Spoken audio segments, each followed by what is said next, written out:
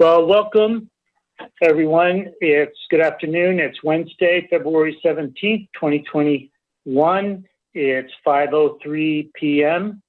It's a special meeting of the Pacific Grove City Council, and I'll call the meeting to order and ask our City Clerk, Sandra Kendall, to give us a roll call, please.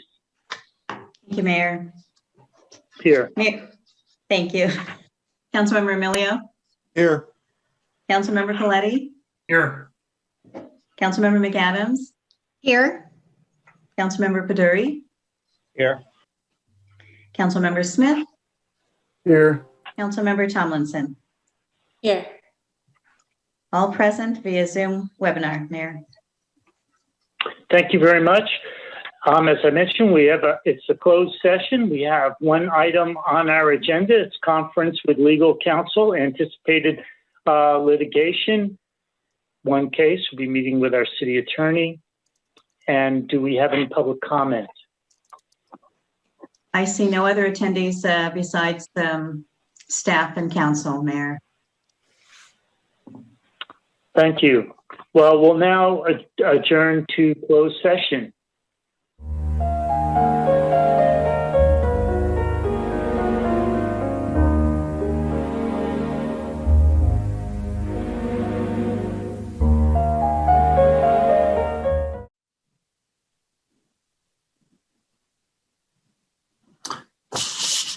Okay, I believe we've got everyone present. Good evening again. It's Wednesday, February 17th, 2021. It's 6:31 p.m. It's a regular meeting of the Pacific Grove City Council. Apologies for starting late. Our closed session discussion ran over, but we're going to have a full announcement describing what transpired there. And welcome everyone. Turn to our city clerk, Ms. Kendall. Will you give us a roll call, please? Will do, Mr. Mayor. Councilmember Tomlinson? Oh, you're reversing the order. I'm here. Councilmember Smith? Here. Councilmember Paduri? Here. Councilmember McAdams? Here. Councilmember Coletti? Here. Councilmember Emilio? Here. Mayor Peak? Here. All are present via Zoom webinar. Thank you. And we'll turn to Councilmember McAdams. Will you please lead the Pledge of Allegiance for us? Absolutely. Please stand.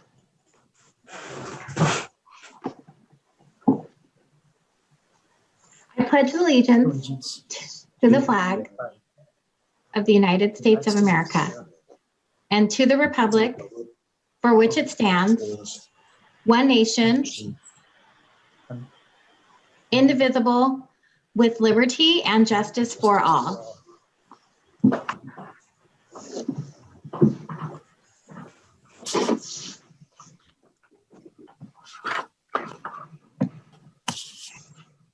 Next item is approval of the agenda, and staff would like to continue items 9B as in boy and 9D as in David. And they're both in regards to planning services for the proposed ATC hotel and commercial project. Council members, do we have any other modifications to the agenda? If not, may I have a motion to approve? Councilmember Emilio. Yeah, I did have a comment about the agenda. Is this the time and place? This is the time. Okay, Absolutely. thank you. I was wondering about if we could move 14A up. That's been continued since the January 20th and February 3rd, and it's to receive a presentation by Anastasia Z. And I was wondering about moving that up since it's been buried in our agenda and moving it up after the emergency ordinance. I believe Director Aziz is not here tonight. Okay. Mr. Harvey, is that correct? That's correct, Mayor. Okay.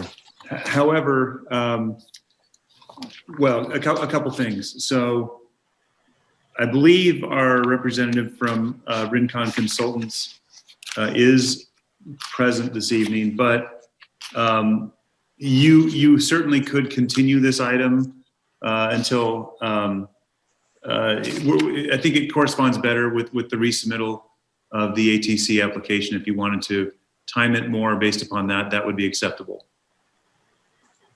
Councilmember Emilio? Okay. Yeah, that's fine. All right, so Motion to three approve items. the agenda with the modifications, Your Honor. Second it. may we have a vote, please? Mayor Peak, Aye. Councilmember Emilio, Aye. Councilmember Coletti, Aye. Councilmember McAdams. Aye. Councilmember Paduri. Aye. Councilmember Smith, Aye. Councilmember Tomlinson. Aye. Motion carries. Continuing the consent agenda items 9B and 9D and regular agenda item 14A. Is that just to a future meeting? I didn't hear a date specified. Mr. Mayor, if I might, just to a future date, not to a specified date. Is that, well, we had the motion. I'll turn first of all to Councilmember Smith. Was your motion to the next regular session, or was it to a date unspecified? I mean, I just made the motion. I think that means to a date unspecified, but I'd ask the city attorney. All right, and to the second, Councilmember Emilio? Yes, I'm with Councilman Smith on that also. Hi, baby.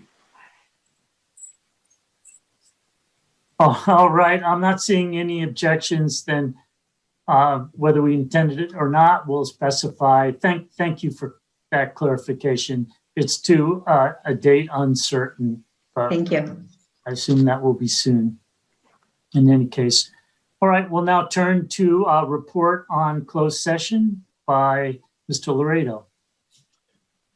Thank you, Mr. Mayor. Good evening to you, members of the council and members of the board, of the public, as well as staff.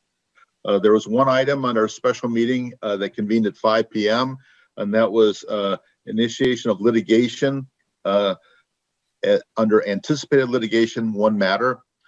Council decided that we wanted to be more specific about that, and if this matter does come back in the future, it would be characterized as potential Measure L litigation. As to this matter on the sales tax collection issue, Council was given a status report and provided general direction, but no specific reportable action was taken. This dovetails into my next report, which is the status of Measure L tax collection, and this is the heart of what the council did consider in closed session. So with the permission of the mayor, I'll go straight into item 3B, Please. which is that report. And there is a written memo in the agenda at page 9 that does provide a little more detail, but what this is a report on the Measure L, that's the 2020, November 2020 sales tax measure, and the collection issues that the city has encountered with the California Department of Tax and Fee Administration. We've had ongoing discussions with the administration concerning implementing Measure L. The department participants with whom we have recently been discussing have included their supervising tax auditor. And then last week that was expanded to include the chief counsel and the executive director of the department. The department has stated concerns concerning implementation of the 0.5% tax increase that the voters did approve. Their suggestion was to ask the voters to reapprove the tax. This would have the effect of putting the identical ballot question back to a vote. We have been discussing with the department other ways to implement Measure L through their administrative discretion. And we continue to work with CDTFA and others. We had a meeting last Friday, and we have set another meeting for this Friday with the executive director to discuss how the tax can be administered. We have explored specific options, and we're hopeful that we will get a response that's definitive. We have not had that to date, which is a definitive response as to how and whether the department would be collecting the tax. If we do not get an administrative determination that's successful, we will have to explore other options that we might be able to use to reverse any refusal to collect the tax. But that will be dependent upon the rationale provided by the department. That concludes my report on this matter. Thank you. Mr. Laredo, 2 months ago on December 16th, Director Hanna recommended that council authorize a city manager to enter into essentially a collection agreement with CDTFA that would start, the sales tax would start to be collected in April. So does your announcement mean that the sales tax will not be implemented in April? And if so, can you give us a date as to when it might be implemented? That's correct. The council did provide direction to your city staff to enter into an agreement with the CDTFA, but that's the focal point of our disagreement. The CDTFA so far has declined to enter into that agreement, and what we're trying to do is figure out how the department can enter into the agreement and what changes or remedies, if necessary, will be needed. But until that agreement has been entered into, there will not be a collection of the tax. And so the tax that nominally was to be collected in April will not be collected in April. And I can't tell you when it would next be collected, but there is a statutory period of time in terms of advance notice. So I would anticipate that the earliest that we would have collection would be the following quarter. But that's uncertain at this point, and hopefully we'll get more clarity on Friday. But my crystal ball is cloudy on this. Okay. Are there any other staff announcements, Mr. Harvey? Yes, Mr. Mayor, we have Ms. Godwin with a library announcement, if you please. Thank you. Good evening, Mayor, City Council, City staff, and members of the public. In our efforts to meet patron needs, the library is pleased to announce the expansion of our hold pickup hours. We are now open Mondays and Tuesdays from 3 to 6 p.m., Wednesdays from 10 a.m. to 1 p.m., and soon we'll be serving the public on the first Saturday of each month from 10 to 1 p.m. This will begin on March 6th, Saturday. Thank you very much. Thank you. Any other staff announcements? All right. No, Mayor, sorry. No. All right. We'll now turn to council member announcements. Councilmember Emilio. Thank you, Mayor.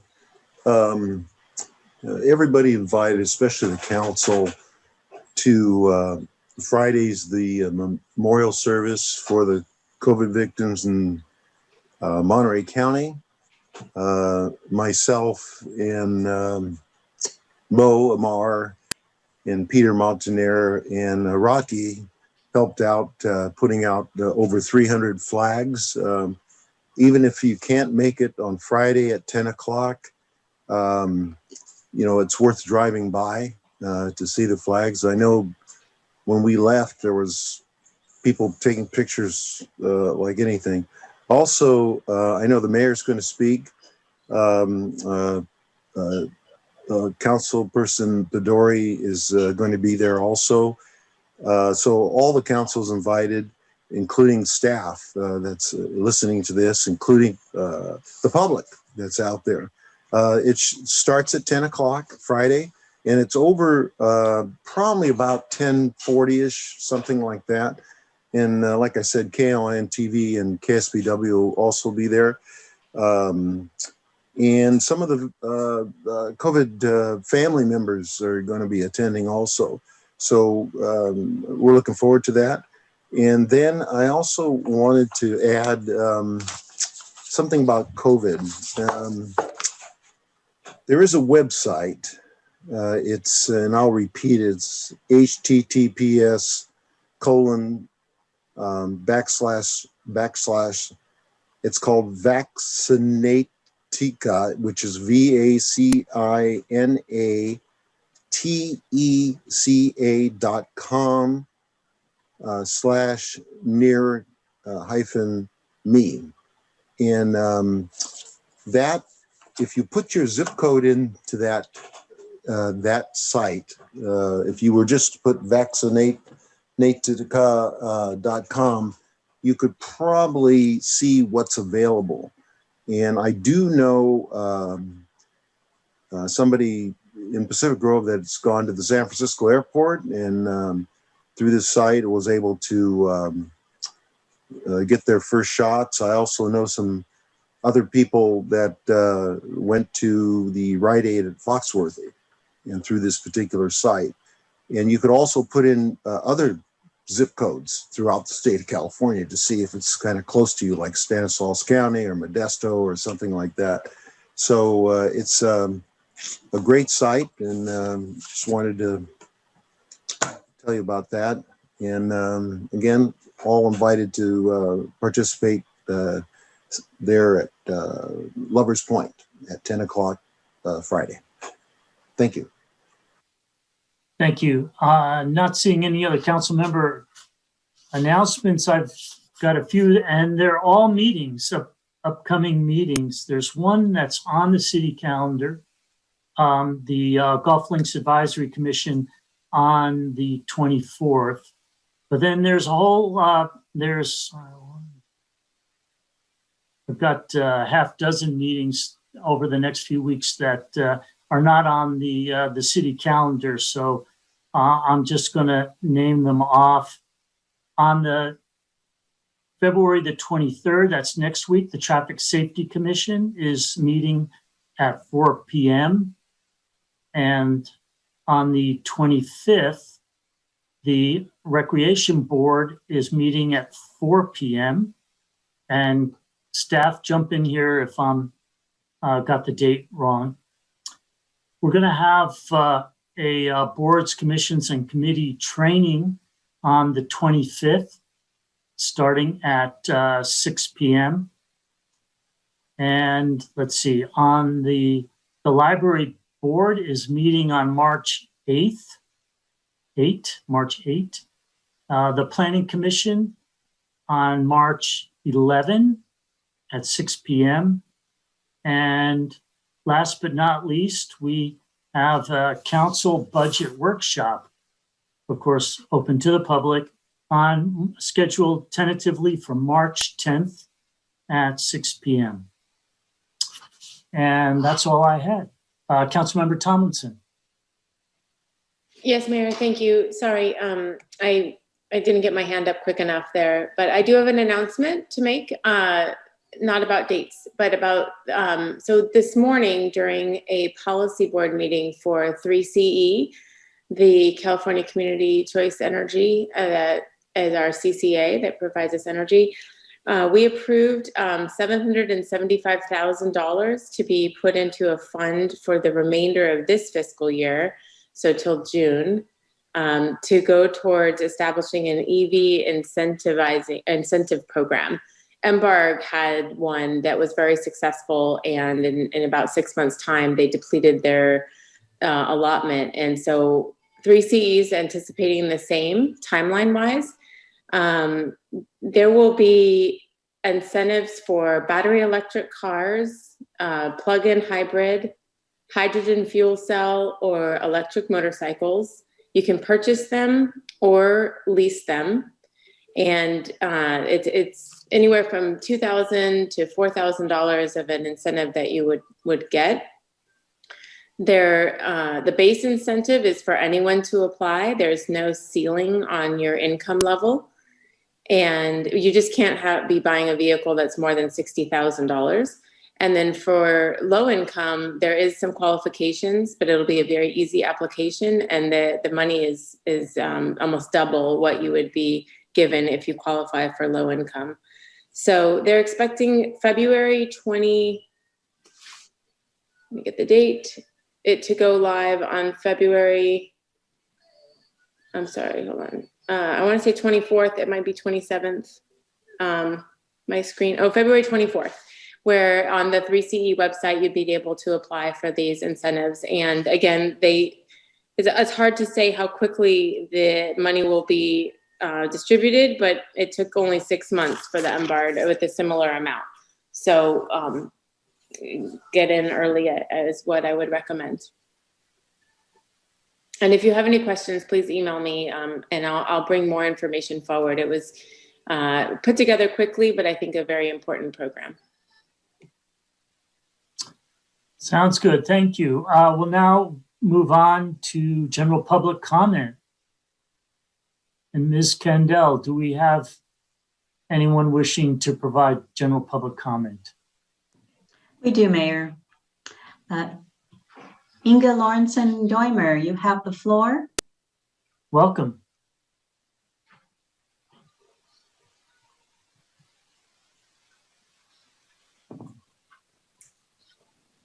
Looks like she's muted.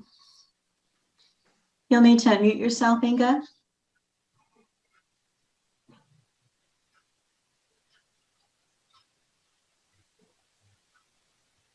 Welcome.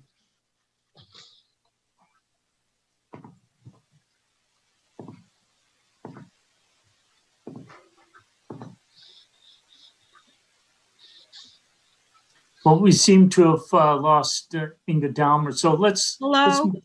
There you are. Yes, my screen put up something else and I couldn't unmute. I apologize. No problem.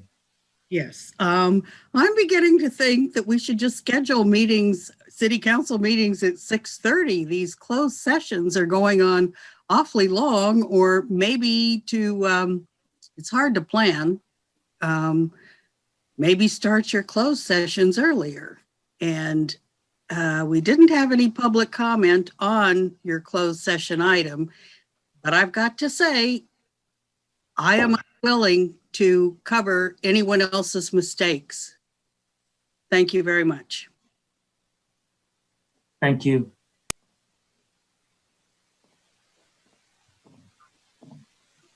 Jane Haynes, you have the floor. Welcome. Can you hear me? Yes. Yes. Okay.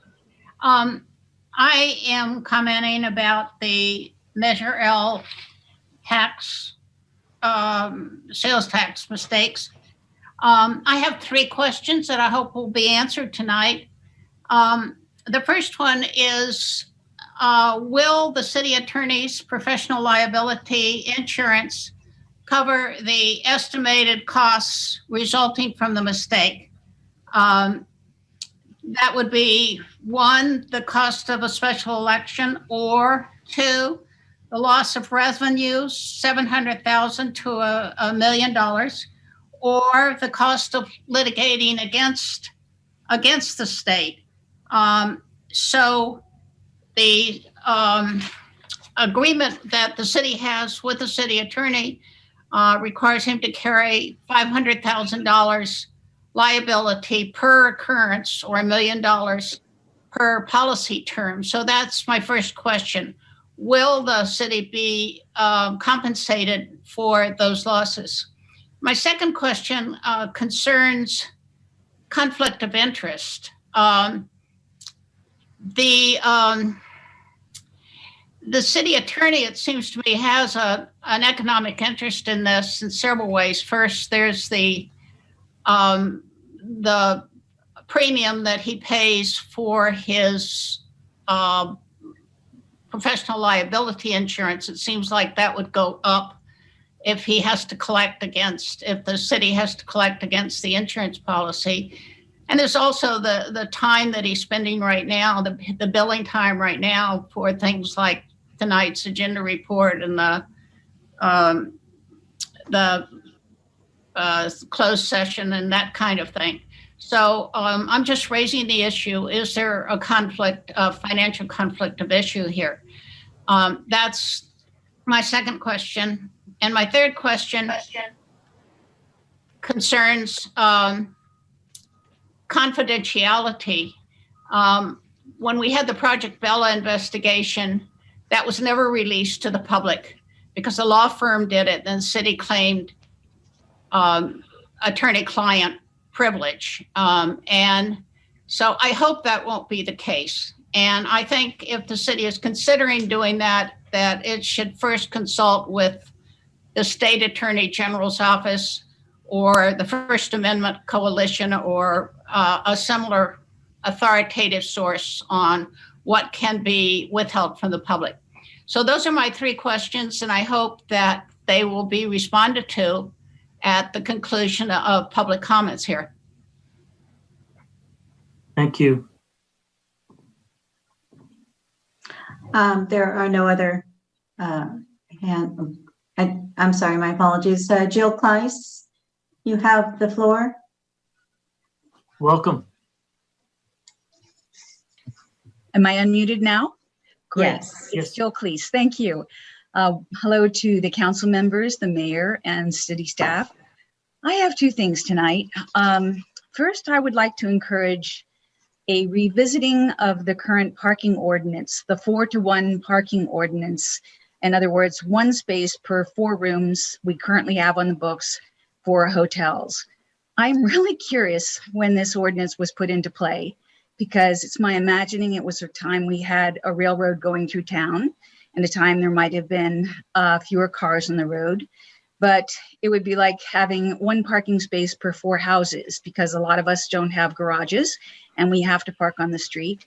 It's kind of equivalent, and motels currently have the 1-to-1. So if we had the hotel, instead of the hotel Durrell, the motel Durrell, we would have had to have 1-to-1 space. But that's not currently the situation. And as I understand it, and would love some more information, if we could possibly revisit the new owners of the Hotel Durrell, which I'd like to call motel, so we'd have enough parking. And also for the ATC, that, as I'm understanding, is also looking at that ratio of 1 space per 4 rooms. That's more space that's being taken from the parking spaces we currently have. There are structures being built right now that we don't know how that's going to impact our parking.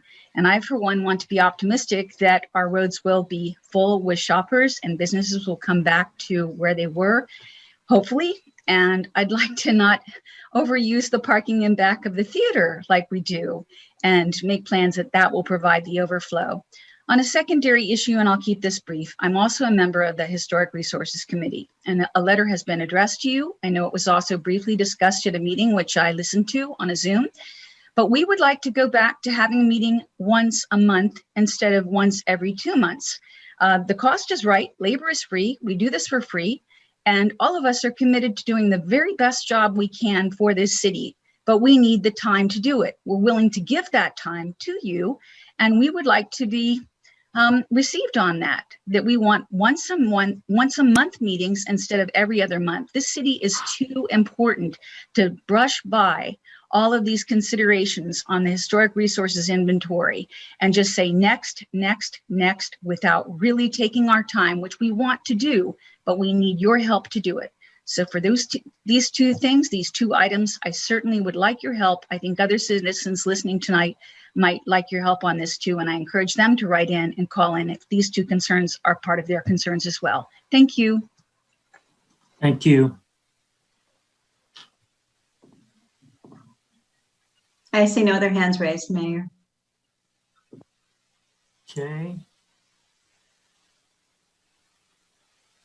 All right. Now close public comment and move on to the consent agenda. So I'm I'd like to pull item 9A, local emergency actions, as usual, to be heard immediately following the consent agenda. And I'd also like to pull item 9C, which is the 3CE MOU. Do council have any other items they wish to pull from the consent agenda? Of course, the two items have been continued, 9B and 9D have been continued to another meeting. All right, seeing none, I'll turn to the public. Anyone wishing to pull a consent agenda item? Doesn't appear so, Mayor. All right, Mayor, I have a motion to approve the amended consent agenda. I move Move that to approve. Oh. And a second? I'll second. And a vote, please. Councilmember McAdams, Aye. Councilmember Tomlinson, Aye. Mayor Peak, Aye. Councilmember Emilio, Aye. Councilmember Coletti, Aye. Councilmember Paduri, Aye. Councilmember Smith. Aye. Motion carries 7-0 to approve the consent agenda as amended. And I forgot to mention, I'd like to hear 9C immediately following 9A. So at the top of the unfinished and ongoing business. All right, now to summarize quickly or briefly what we've just done. City Council's just approved our minutes from February 3rd and February 10th. We've received Treasurer's Quarterly Report from Director Hannah, thank you. And a second quarter budget report also from Director Hannah. And a second quarter workers' compensation report from Ms. Cray, thank you. And a core revenue report for January from Ms. Fratti. And a regional meeting report that I submitted. And a Monterey Salinas Transit Board meeting minutes for December and January from Councilmember Emilio. And also we've made 2 appointments, Colleen Goldsmith to the Recreation Board and Jason Little to the Administrative Enforcement Hearing Officers Panel. Congratulations to both those. I think I saw Mr. Little's name on as a participant, as an attendee here today. And we've also received minutes from the Beautification and Natural Resources Commission from November and the Historic Resources Committee meeting minutes from November. And that concludes our consent agenda. I'll turn it over to Mr. Harvey for item 9A, local emergency actions. Thank you, Mr. Mayor. As City Council and the public knows, this is the time in the meeting when we discuss any emergency actions that have been taken in response to the ongoing global pandemic and the corresponding Monterey County shelter-in-place order. This is the time in the meeting when the City Council ratifies emergency actions that the city manager may have taken, or is provided information if the action itself did not require ratification. It's also time for the City Council to discuss in general enforcement actions and items related to the local emergency and the global COVID-19 pandemic. As the Council can see, there have been no items for ratification or information from the time the City Council last met. I'm happy to answer any questions that you may have. Thank you. We'll now go out to the public for comments. I see no hands raised for public comment, Mayor. Councilmember McAdams. Thank you, Mayor. I would like to just momentarily share my screen. There were some changes released today with regards to the vaccine. So currently, healthcare workers, long-term care residents, and emergency medical personnel are available to receive the vaccine, as well as individuals who are 75 years of age and older. And then starting today, what opened up was individuals, the ages between 65 to 74, who are at risk of exposure at their place of work. So that would be childcare, education, emergency services, food and agricultural sectors. And then opening up on March 3rd is everyone else who is 65 to 74 years of age who have not been vaccinated. So you do not need to be employed in the sectors, as well as individuals with no age limit who are at risk of exposure while working in food, ag, childcare, education, and emergency services.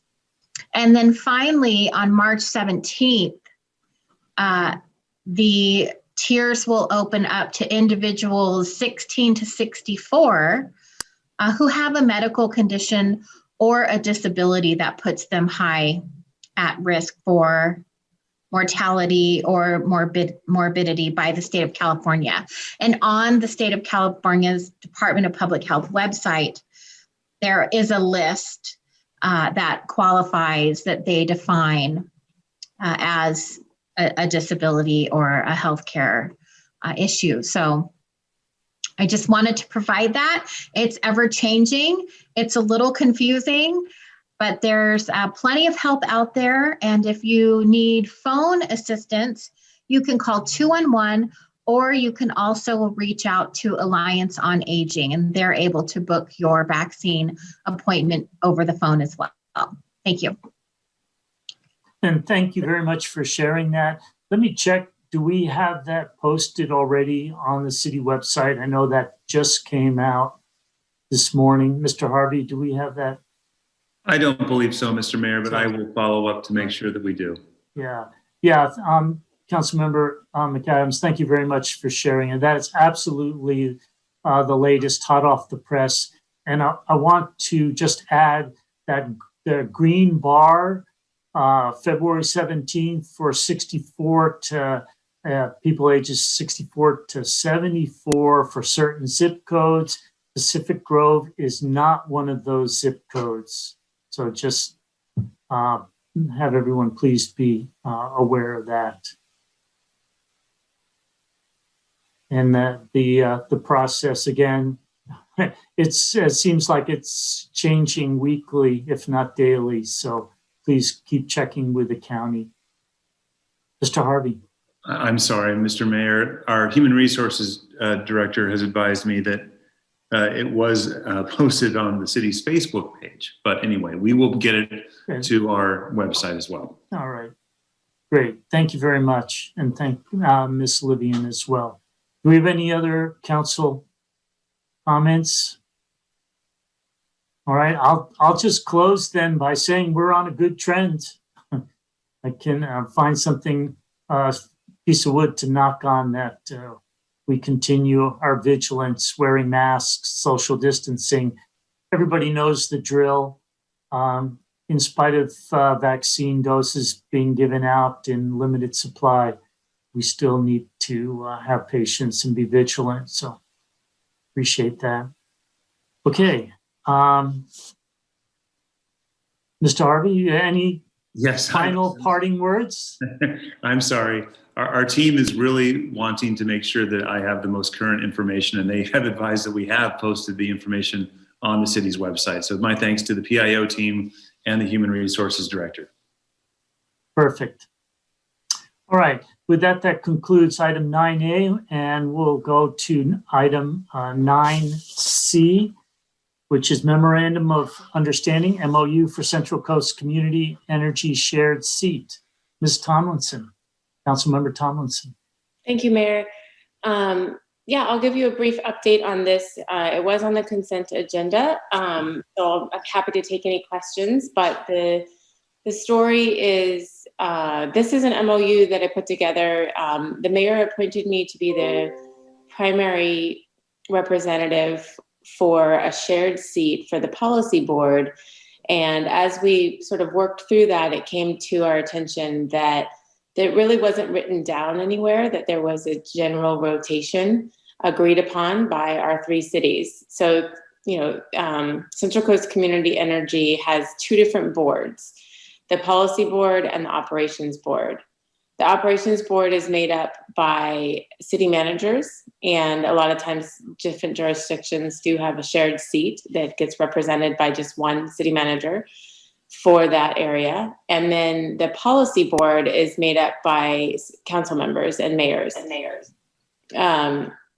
So 2 years, it's a 2-year assignment, and Councilwoman McAdams had done it for the last 2 years and actually stood in quite a few times, even though she was the alternate.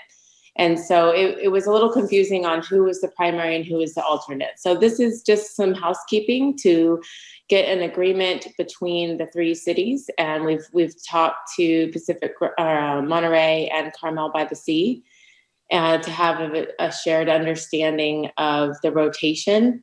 And if you look at the MOU, the second page, we are in cycle 2.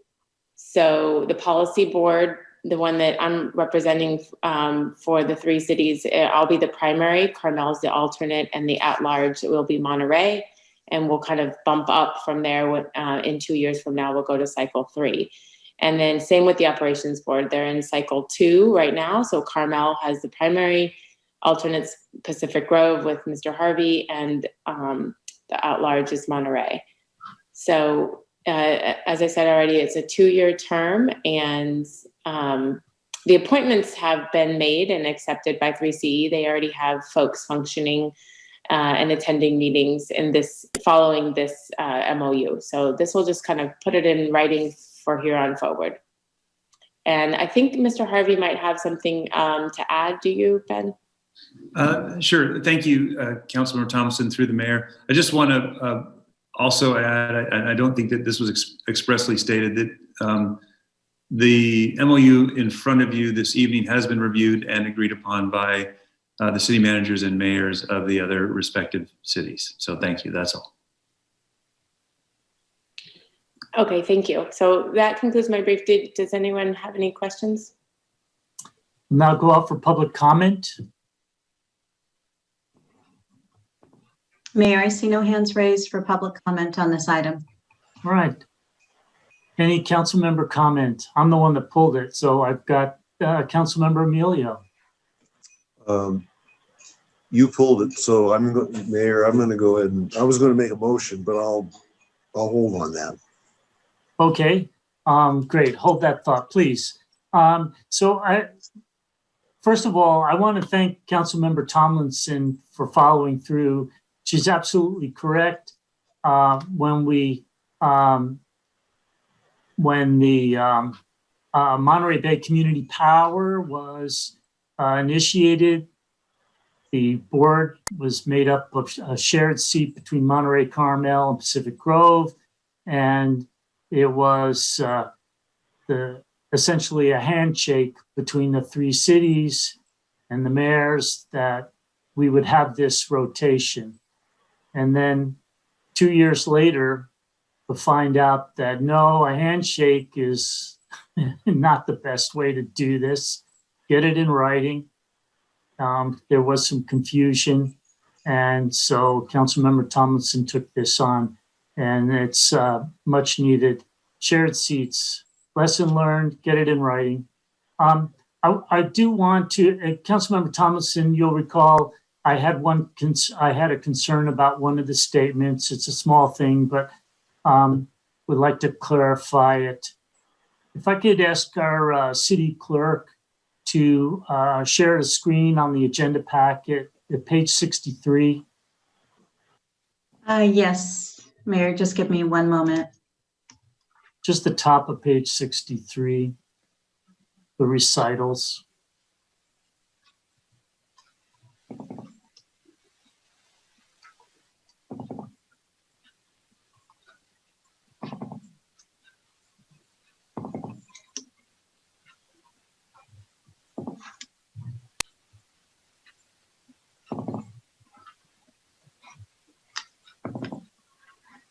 Um,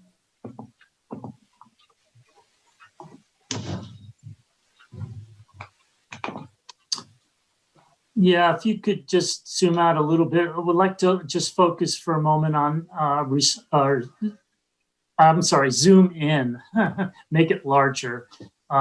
Recital C, it says each board shall have a designated primary, alternate, and at-large designee appointed to 3CE staff by January 1st every other year. So there's this problematic couple of things. One is there is no at-large designee position on the 3CE boards, and the other is appointed to staff. Well, it's not appointed to staff. I asked our city staff to look at it, and they recommended just replacing that recital by the following. I'll just say it slowly. Each board seat shall have a designated primary and alternate designee appointed to 3CE by January 1st every other year. So I think that's what was intended anyhow. So yeah. I'm suggesting we replace that one sentence. That's cleans that up. That sounds Councilmember good. Tomlinson, you good? Yeah. That's fine. All right. If there's no further discussion, then Councilmember Emilio. I'll make a motion to approve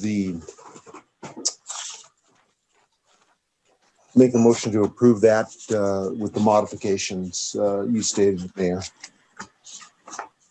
And a second? Councilmember Tomlinson, would you like to second that? I'll second it, yeah. Excellent. And Ms. Kendall, would you give us a vote, please? Yes, sir. Councilmember Emilio? Yes. Councilmember Coletti? Aye. Councilmember McAdams? Aye. Councilmember Peduri? Aye. Councilmember Smith? Aye. Councilmember Tomlinson? Aye. Mayor Peak? Aye. Motion carries 7-0. Thank you.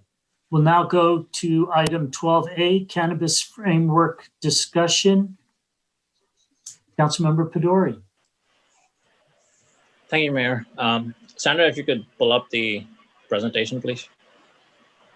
Will do. And while she's pulling up the presentation, I wanted to mention that in addition to my presentation, Councilmember Coletti has a presentation as well. So following my presentation, Councilmember Coletti, if you can just go through your slides as well, and then we can open it up for discussion. The reason for me bringing this up is really the genesis for me bringing this up is how can we, I sat through some of the presentations that we went through, the whole exercise, the West-Ending, etc. And really the question mark for me was that how can we do this right by everybody? And so that's why we have this topic up. Sandra, if you could just go to the next slide, please. And what I'm going to do is I'm just going to cover some key points between, basically what I have assessed, and I think there are more assessments to be done per se, and which is the reason for this presentation. But really, for me, the key themes that I captured were around transparency. So it appears that the previous go-around, we weren't transparent enough. There were a lot of things that we were lacking, and transparency being the main one. In addition, there was no proper, I would say, cost-benefit analysis done to say, here's the revenue, here's the expenditure, see how things pan out between the both. There were comments around the dispensary location, really is the downtown, the prime place for a dispensary. And general quality of life. I mean, if you have a dispensary around, what other factors should we take into consideration with respect to citizens' quality of life in general? Sandra, could you go to the next slide, please? And so in my presentation, I'm just citing some numbers here. But really, a proper assessment will let us know where things go. Generally speaking, if you're looking at like the city of Delray Oaks and Seaside, for example, if you just compare the neighboring cities, it appears that roughly up about $450,000 annually could be the revenue stream for a dispensary. And this is just based on some observations and across neighboring cities. We need to know how things go, but just FYI for the council. And then the other item, Sandra, if you could just go to the next slide, please.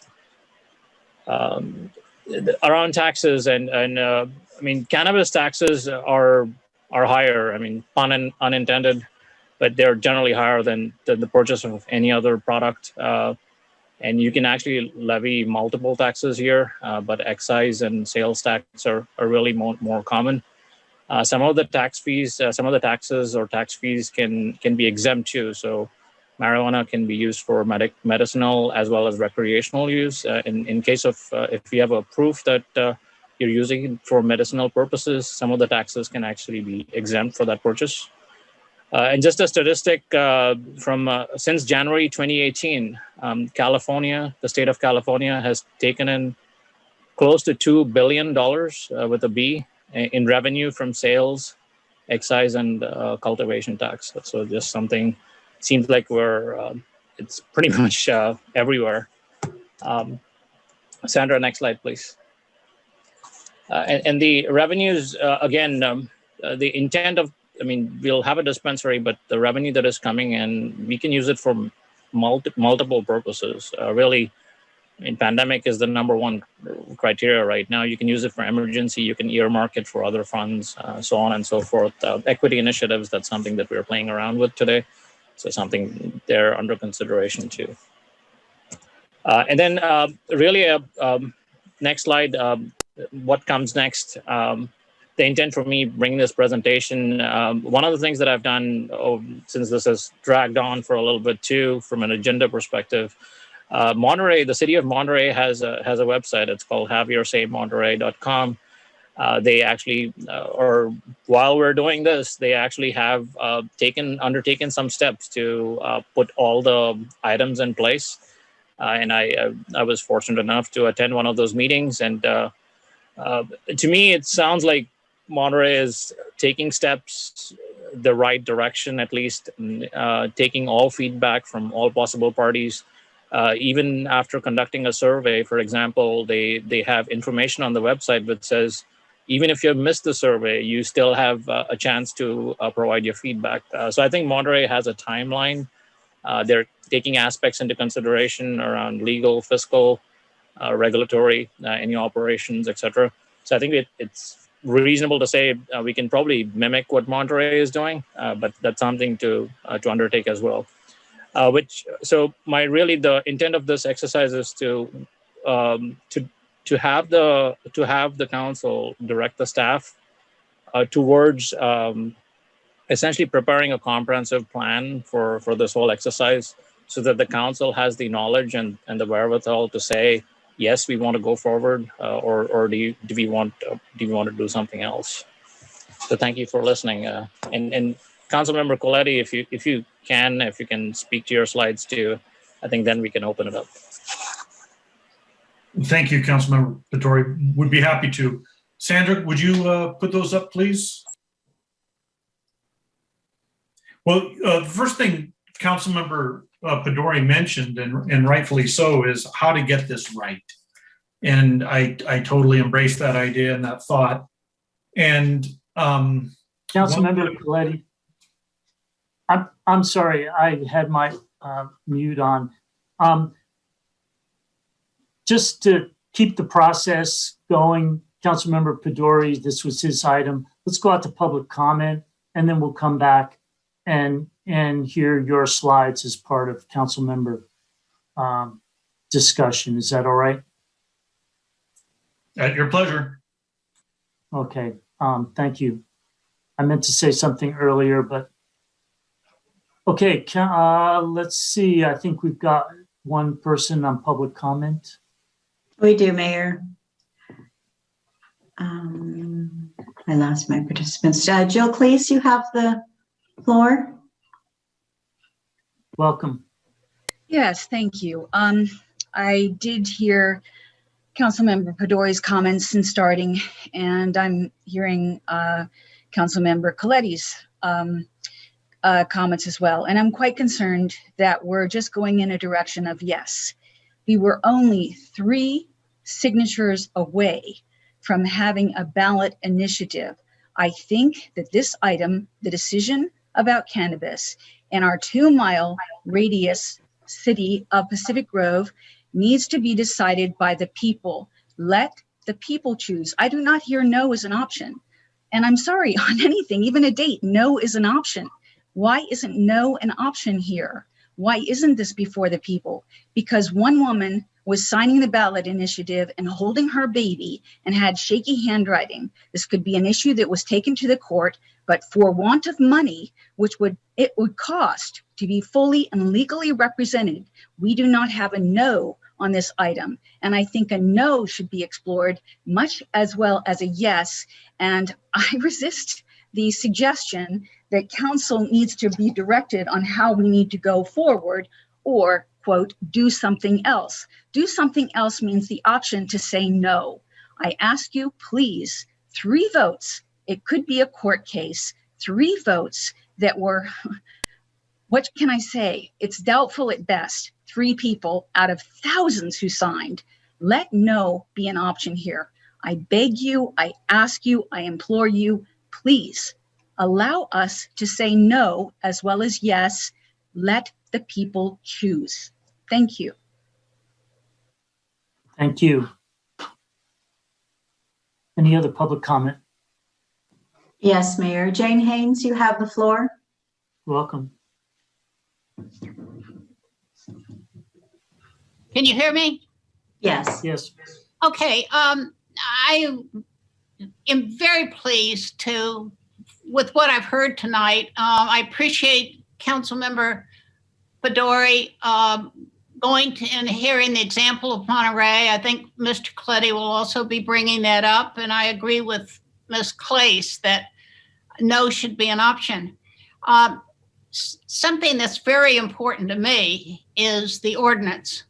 I would, unlike the ordinance that we had before, I definitely want the ordinance to allow for there to be a public hearing before the cannabis license is issued.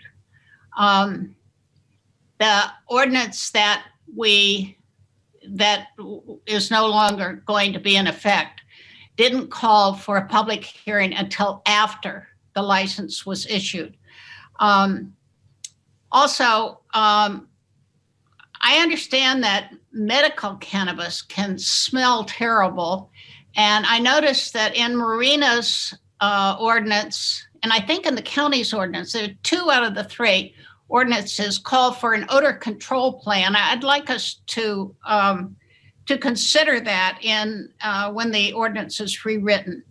And so I just want to say I'm so glad that we're starting in a new way now.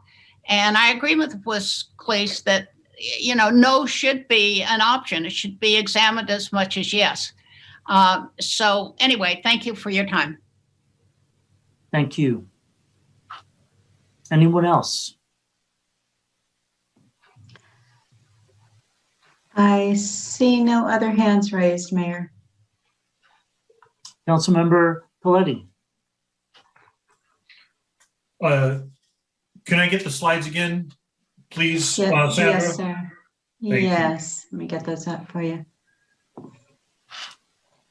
So just to kind of restart this again, this is the beginning of a very lengthy and uncertain process. And we kind of began it in December. We actually directed staff to start on considering how we might move forward. But no matter how we start, what will finally be the destination is certainly to have this placed before the voters. At least that's that's always been my intention. So the option to vote yay or nay is is certainly going to be something that I am going to advocate for. So with that said, Councilmember Pedori rightfully asked how to get this right. He pointed to the fact that Monterey's been pursuing this.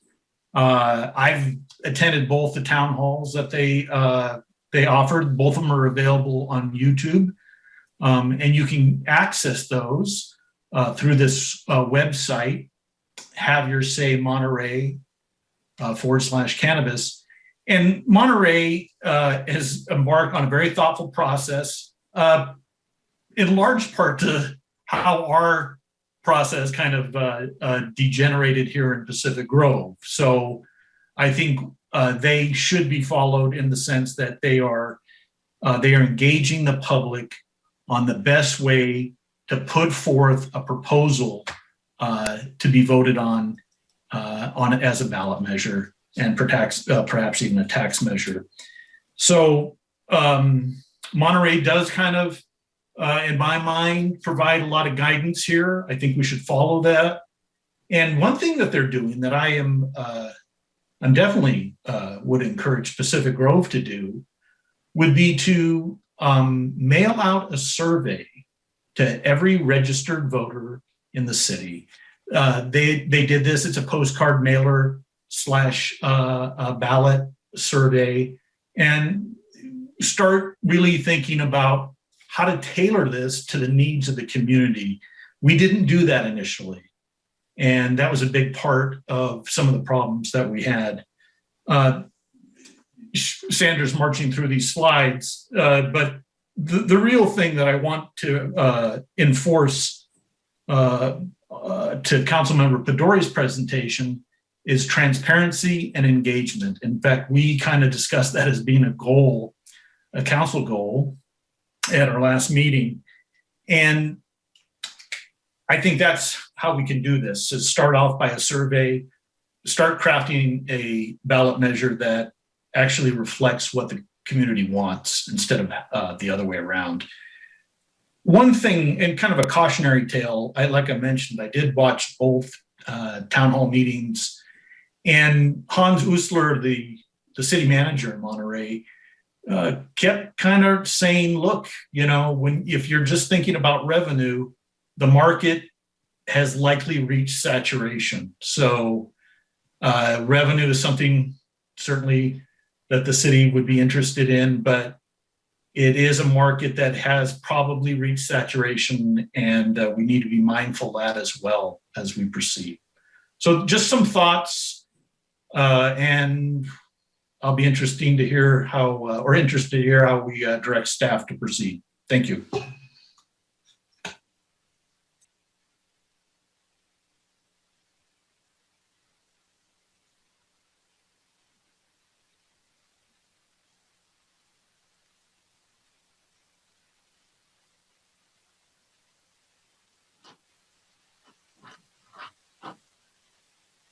Councilmember comments, discussion on the item.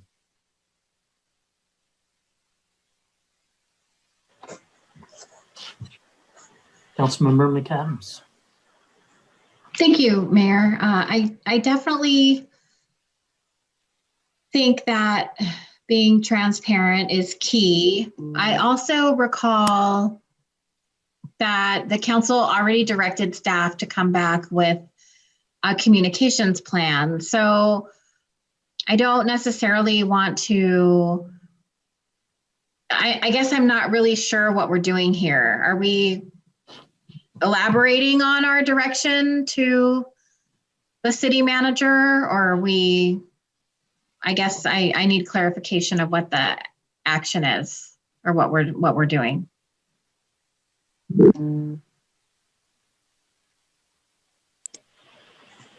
Can I speak? Yes, Councilmember Pedori, I think that it's your item. I think Councilmember McAdams was addressing you. All right. Thank you, Councilmember McAdams. I didn't actually look at the history to see what the council had directed the staff to do.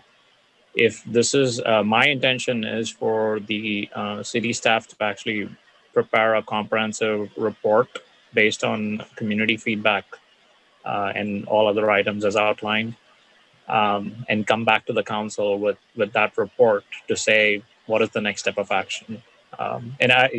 Historically, if we have done or directed the city staff to already do this, I think we should just elaborate on the transparent aspect, perhaps, and the community feedback, just to make sure we're on the right path.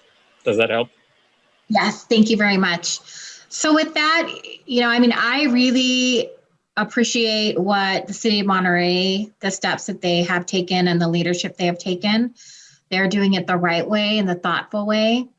And obviously, when you put cannabis on the agenda, on an agenda, that word, it does trigger people. It's a very sensitive topic. And so I think we need to be mindful and careful of that.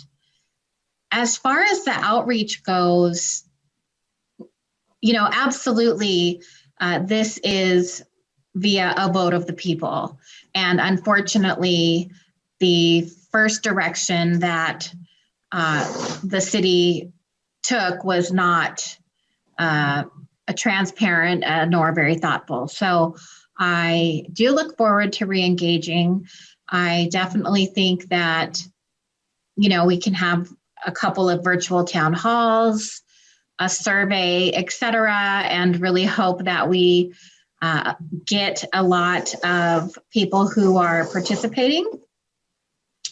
But just to provide that opportunity, I think is very important. So I would be interested to hear from staff what has been done since December. I wouldn't want to be contradicting any work that has already been assigned and or completed. So I would be curious as to the update, if there is one. Thank you. Councilmember Emilio. Thank you, Mayor. We've been through this road in the past couple of years, and a couple of things. If we're going to do a pollster, a professional, it needs to be done by a professional. That's my opinion. It can't be one of these survey monkeys or anything. This has to be done by a professional to all the registered voters. However, if the council that was on at the time heard all from the superintendent down to former police chiefs to school districts that were anti this. In fact, the school board even approved an anti-cannabis thing at the time. But I think what's really important that yes, there were 1,069 voters that were required to go to a referendum, and they received 1,153 signatures, actually. But many of them were, just as we heard from the public, that they were not approved because they maybe lived at a retirement home. They signed, they didn't put the right address down, and things like that. So the bottom line is we still had 1,066 voters, registered voters in Pacific Grove that wanted this to go on a referendum. And we can't not listen to those voices. So I think, in my opinion, that we need to look at either a special election or something, just to allow the voters to vote. And wherever the vote goes, for myself, I would support whatever the vote goes. And that's my comment. I'd like to break back to public comment. I think we missed one member of the public, Inga Daumer, because of technical issues. So I'd like to break back, open up public comment for her. Thank you, Mayor. Ms. Joymer, you have the floor. Thank you, Sandra. I was actually waiting until both council members had made their presentation. I thought that public comment would be opened again. That's why I didn't make public comment on after Councilmember Paduri's. So yes, thank you. This is always going to go to a vote. You cannot collect the sales tax unless you actually write a very good ordinance that is, can be voted upon to collect. It is a tax measure also. Only let's hope that it gets to be done right. And yes, have your say Monterey. I have participated in theirs. It is a very thoughtful process that they are doing. And yes, of course, but I mean, a vote is what this is going to end up in no matter what, because that's inherent. So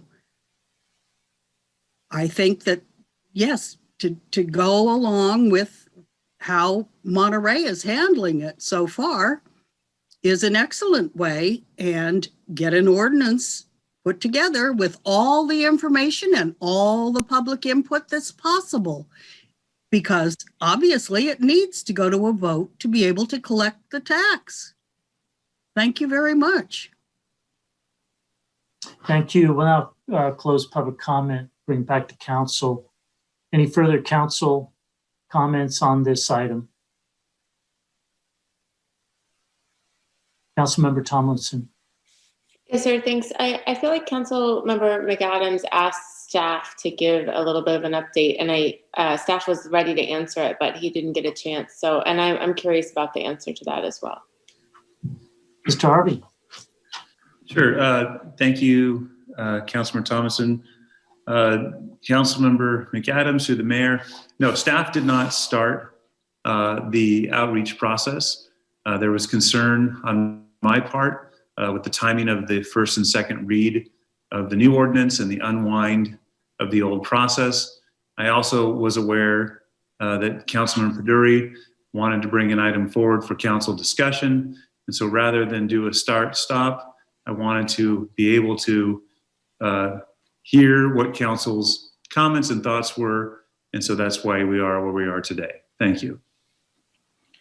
So with that, my comments, Mayor, are just that I feel like, we had a whole process last year, and it was a lot of the complaints was that it was led by staff too quickly and without input from the public, and understandably so. And so as a council, I feel like we owe it to spend the time, like the two presentations we just saw, and get the public's input and come up with a plan forward for how to have outreach, surveys, mailers, and have a brainstorming session on that, or at least maybe tonight, hearing all the wishes discussed, we can ask staff to put together a proposed plan forward, and then we can work on that as a discussion item before we start enacting it. Because to me, it seems like we need a clear path forward that everyone has buy-in on and is fine with, that will end in a vote, but that we get a lot of feedback and do the appropriate steps along the way. So, how we give that feedback to staff is critical and important. And whether it's, I guess my question is for staff, do you feel, based on this conversation tonight, that you could come back with a plan to go forward with the end result of putting it on the ballot? One, at least, that we can discuss further. Councilman Thompson, through the mayor, yes, if the direction was in fact to bring back a plan for council to review and approve, of course. But as we're going through this conversation, I'm taking notes, obviously. That was the first time that I heard bring back a plan for council to first review and discuss and then decide the road to implementation. So I obviously want to hear the end of the discussion to know what our direction is. But if that is the direction, absolutely, we can do that. I'd be curious to know if the plan involved a pollster. I'd be curious to know if the plan involved, a specified number of town hall meetings or mailers or surveys. I'd be curious to know if the direction was definitively to have a vote or to ask the public if they wanted to vote or not. I mean, these are all questions that I have in my mind. Right, and so I kind of feel like maybe a menu of choices to come back to council with, and so that we can agree upon the path forward would be what I'd like to do next. But I'd like to hear what my colleagues have to say as well. I think we'll go to Councilmember McAdams. I'm going to get a chance in here before we go to Councilmember McAdams. What I'm hearing is agreement on a community outreach effort, and there's a lot of pieces that have been described, and I certainly endorse that as well. I think what's in front of us right now, we need to do is it's an education process, not only for city council, but for the public as well, for us to educate ourselves on what does retail cannabis look like, or what it would look like in Pacific Grove. I think ultimately we should have this on a ballot as a ballot measure. But by educating ourselves and the public, this will allow them, we'd all have a better idea of what we're voting for or against. And so I think the first step is this education / outreach process. And so I suggest we just tonight direct staff to bring back a public outreach program. And I think we already have 2 volunteer council members very interested in providing explicit input to staff on what might be the components, or as Councilmember Tomlinson stated, a sort of menu of components that council can select from, considering the cost and the time frame. I think that's our next step. I think a future ballot measure, or whether a decision on that, I think that's further down the road. I think the outreach program is what's before us right now. Councilmember McAdams. Thank you, Mayor. And you actually cleared up my question, which was, is the end goal a ballot measure, or are we just collecting information? Because what I hear, and what we heard from the residents is we did not get the opportunity to vote on this, which typically cannabis is via a vote of the people. So are we just stepping all the way back, and we're just going to collect information, people's opinions, provide that opportunity to share their opinion with the end goal of a ballot measure in 2022, or we're not clear on that? I think that's if you're asking that of me, I would think that is a future question for us after we gather more information. Okay, thank you. In terms of gathering more information, I endorse all the things I heard from Councilmember Pedori and Coletti and others. I'm particularly interested in a review of the seaside and marina experience. I exchanged an email about a month or so ago with Mayor Oglesby from Seaside and asked him what is the revenue per cannabis store in Seaside, and he wrote back essentially, well, we're working on that. I'd like to know that answer as well. So I think those 2 cities, particularly Seaside, certainly has very relevant experience, and I'm concerned about the approval process as well.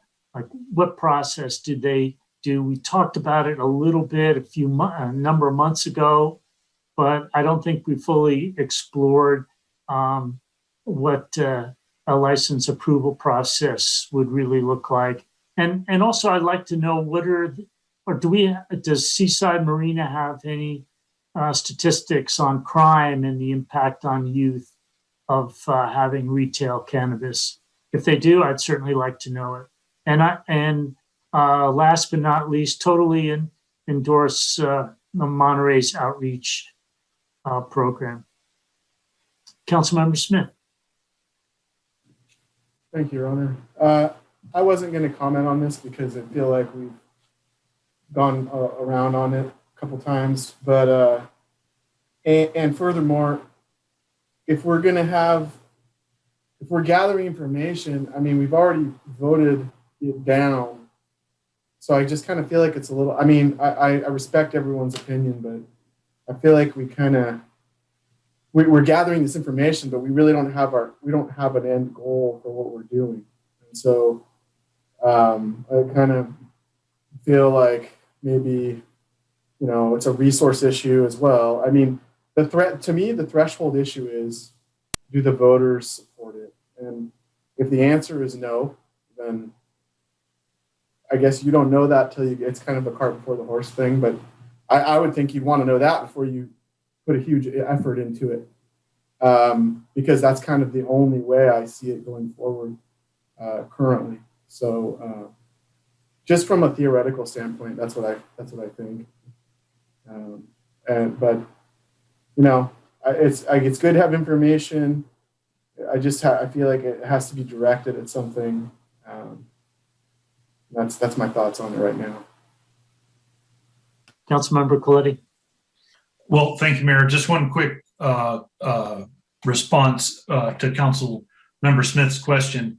One of the first steps, at least in Monterey's roadmap, which I'll continually point to as a good example, is to engage the public through a survey, a mailer that gets sent to their home. It's a mailer/ballot that basically is querying the public to see what they want, and let that drive the conversation forward. So that probably is one of the first steps in this process, I would guess. Thank you.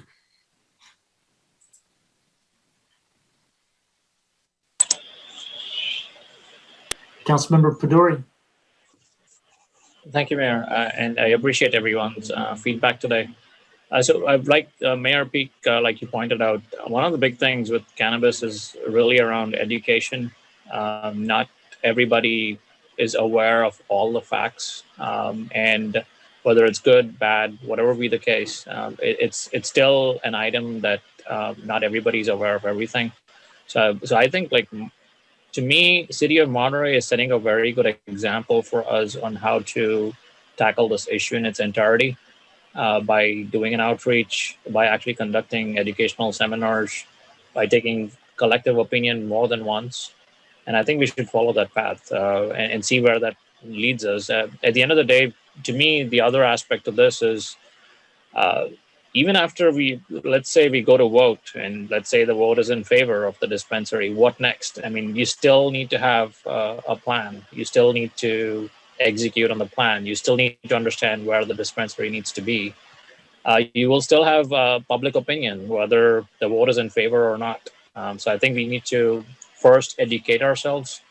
And I like the fact that we are starting that process here. Thank you.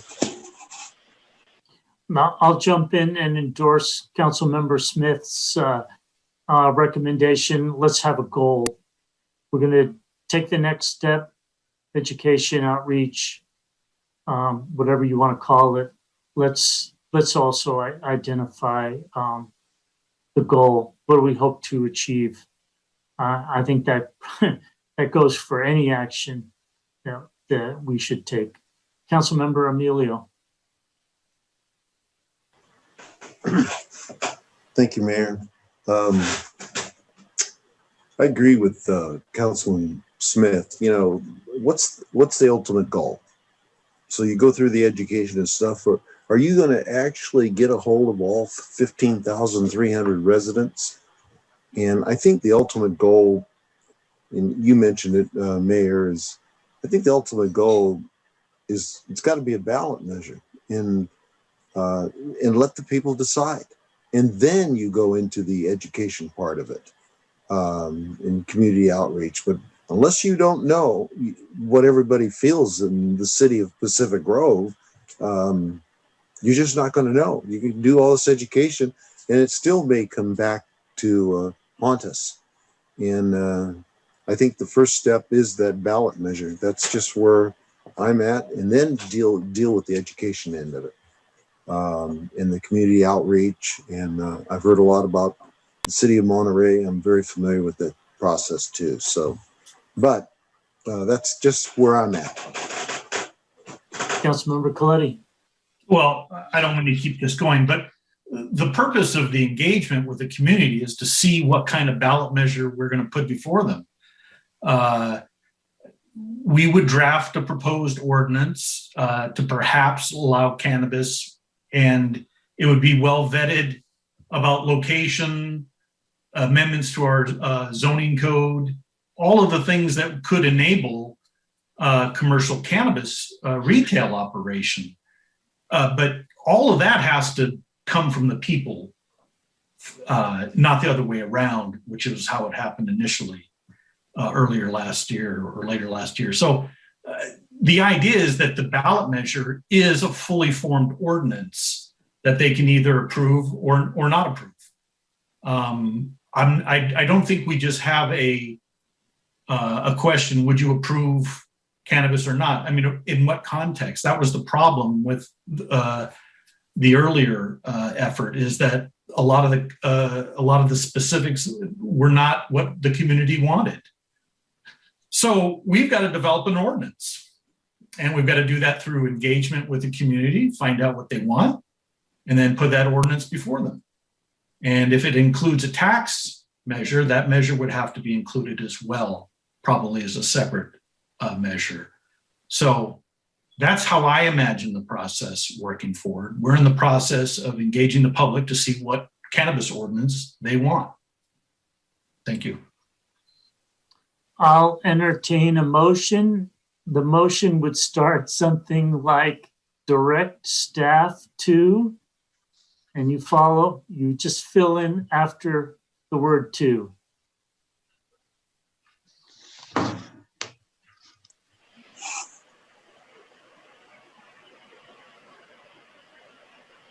Who would like to give it a shot? Councilmember Pedori. I'll take a first cut, see how that goes. I'll direct staff to come back to council with an outline towards establishing a community outreach program for the purposes of establishing a cannabis dispensary. And in terms of providing the input towards a formation of an ordinance.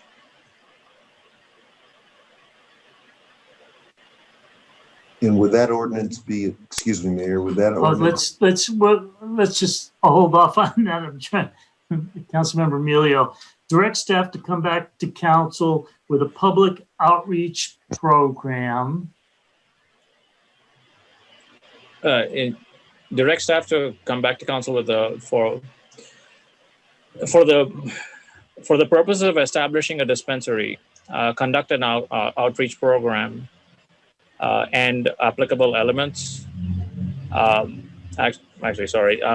the purpose of establishing a cannabis program, as well as for establishing a cannabis ordinance, direct the staff to conduct a community outreach program, as well as applicable elements as may be needed. I think let me put it this way, I'm just talking out loud. I think the goal, again, like coming back to the goal question here, the goal question is to first make sure that the educational component is there. And number two is make sure that, like Councilmember Coletti alluded to, is that we have the information necessary to prepare an ordinance. And that ordinance can go to vote, et cetera, as an element there. But in order for us to even frame the ordinance, we need a community outreach to be done. I think that's what I'm getting at as a gist. So to me, community outreach, ordinance are two fundamental aspects of this motion.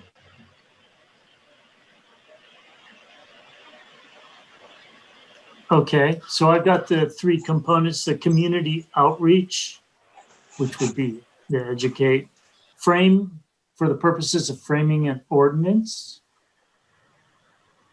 and a possible ballot measure. Let's turn to Councilmember Tomlinson. She's been patient here. Thank you, sir. I just small nuance in the wording, because it was to direct staff to execute, or I don't know if execute was the word used, but I would like staff to come back with the community outreach framework plan for us to approve, and then we will slowly start we'll start executing on it. The goals are fine with what we have in mind. I still think that there's enough on the menu that we may not do all of it. We should put some thought behind what we do and why, and how long each step will take. And so that's what I would like staff to come back with. And I don't know if Chaps, if that's what you meant for them to actually just get started on it, or to bring it back as a plan. Councilmember Yeah, I was going to say, my original recommendation was to provide council with a complete analysis and assessment for operating a commercial cannabis business within the city of Pacific Grove. And I think the intent is for us to get the complete information. Now, we are defining how are we getting that information here in this exercise. And I think an integral part of getting that information is community outreach. So executing, we can put the word in there. I'm totally fine with it. But I think it seems like we want to define not only should the staff get back to us with, but we're also defining the how. And I think whether we want, and I frankly, we're educating ourselves on what needs to be done. So I think the how, there may be multiple items in there. I'll just add that the reason that I'm trying to be very clear about this is because in the past, the how has not been, how things are done has not been fully accepted by the council. So now is our chance to say how we think it should be done. That's what I would like the council to agree upon, the how, so that it can be done. And then we don't end up getting the information back and say, well, you should have done it this way. That's not fair to staff, and it's already happened, once. So I really want to take our time and get our thoughts of how it should thoughtfully be done, so that staff has a good roadmap. And then I fully believe in them in bringing back all the education and executing on the program. Councilmember McAdams, I'll endorse that, by the way. Yes, right. Me too. Thank you, Councilmember Tomlinson. I just am a little concerned about, so one, I forgot what the motion is. I know there's three components to it, but can you please remind me or clarify what the mention of the ordinance is? Is it, Mr. Peduri? Yeah, if I may. So part of the motion is to say we need information, and that information will help us build an ordinance. Okay, so we're not directing staff to do an outreach plan and come back with an ordinance. No. I recall hearing ordinance. What is? Yeah, so the ordinance is a secondary step. I think the first step is really having the staff do an outreach and come back to the council with information on the outreach. And that will help us define what the ordinance needs to be. Yes. Okay, so for me, I would perhaps make if you're open to an amendment on the motion, it would be for it to just, for staff to return with their plan. And then we go from there. To return with a community outreach plan. Check, yes. And then just, that's it. And perhaps put a timeline, but then sort of what Councilmember Tomlinson is saying, at that point, we would have that menu and we could give clear direction from there. I think we're just trying to do too many things right now. Yeah, I think that'll work because I think we need to define the menu. I think the first step is to do the outreach. So let's do that. To Councilmember McAdams, to complete that motion, I've got direct staff to return with a community outreach plan, and it's missing a date. It is missing a date. So I'm open. I want to be mindful of staff time. And perhaps if the city manager wants to chime in what he thinks is fair. 4 months. Councilmember McAdams through the mayor. I don't know if we need 4 months. I appreciate that, but certainly more than a month.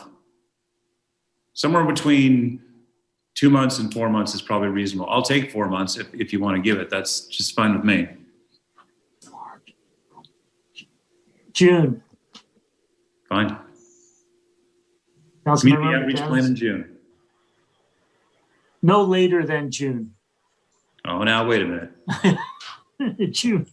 Okay, sorry. Okay, thank you. Thank you. Councilmember Emilio. Thank you, Mayor. I would agree on this motion. However, we talked about menus. I think there needs to be dessert on the menu. And that part of the community outreach, to make sure we're transparent, that there has to be a professional, independent poll done. That's part of the menu. I call it dessert, but that has to be in there, that a professional pollster makes contact with all the registered voters. And I believe there's a little over 10,000 registered voters in the city of Pacific Grove. And to do that, I personally, I'm not into the send a postcard, and most of the time people normally will toss it, you know. So the independent pollster as part of the outreach of the staff, that should be included in the menu. I called it dessert.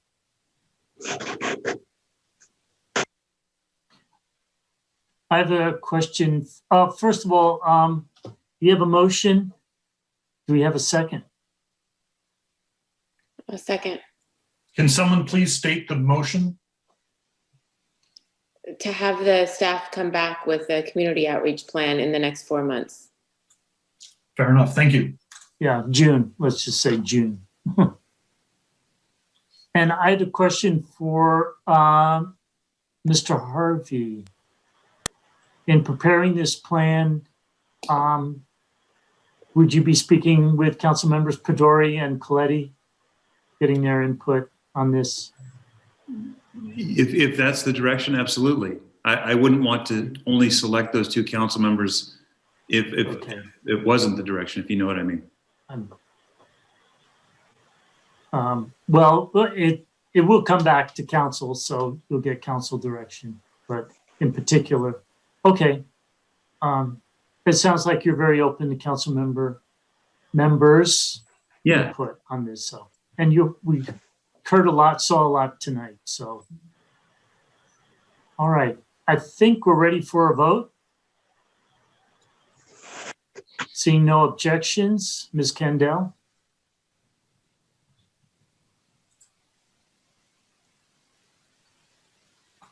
You're muted. Sorry. Councilmember Pedori. Aye. Councilmember Tomlinson.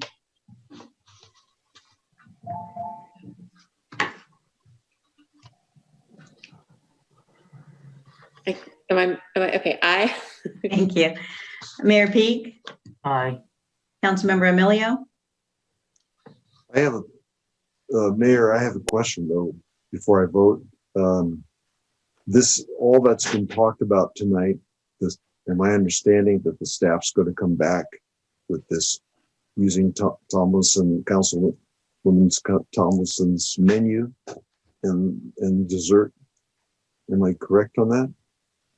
It's a plan, right? Okay. It's a plan, yes. Okay, it's Many a plan. parts of the plan. I'll look forward to the plan. Aye.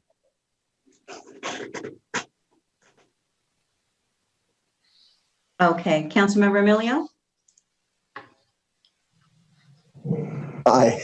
Thank you. Councilmember Coletti I think aye. and Councilmember McAdams. Before I say aye, I also wanted to clarify, we're voting on my sort of substitute motion, correct? Or yes. Okay, yes, aye. Thank you.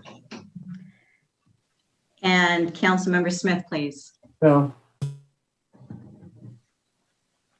Motion carries 6-1, and that was a motion to staff to return to council within 4 months to establish an outline for community outreach. Is that correct? On cannabis, yes. On cannabis. Yeah, I think we omitted the word cannabis, but let's Okay. just stick it in there. All right. Okay. All right. If there are no objections, it's past 8 o'clock. I suggest we take a 10-minute break and we return at 8:22.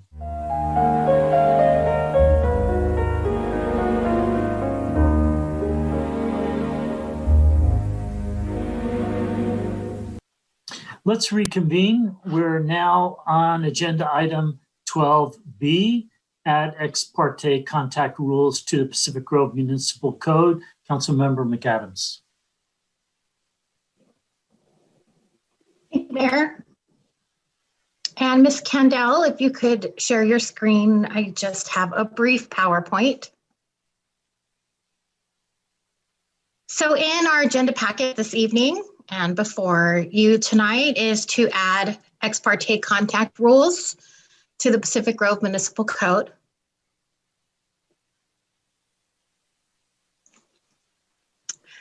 So what is ex parte? Ex parte is a Latin phrase that literally means from one party.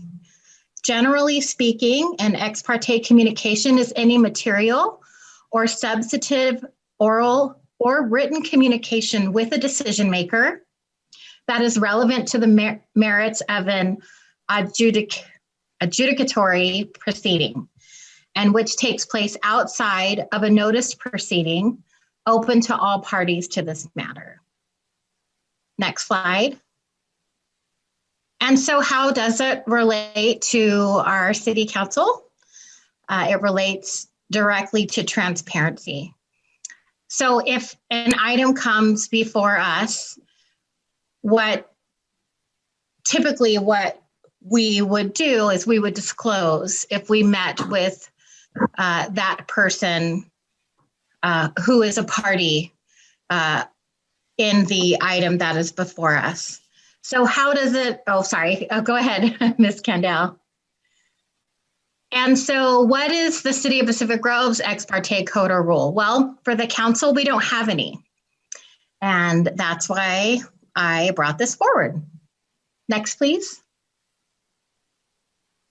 So some samples of ex parte rules that are provided in the agenda packet actually came from a League of California City document. And so City of Berkeley, City of Santa Barbara, Palo Alto, Santa Monica, Councilmember Coletti, I believe, shared Redwood City or another city that's close by to us. And the California Coastal Commission have ex parte rules. Next, please.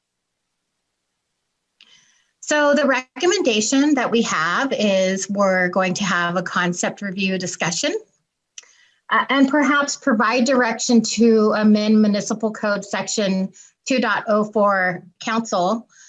So have our city attorney's office come back with some ex parte contact rules and draft language.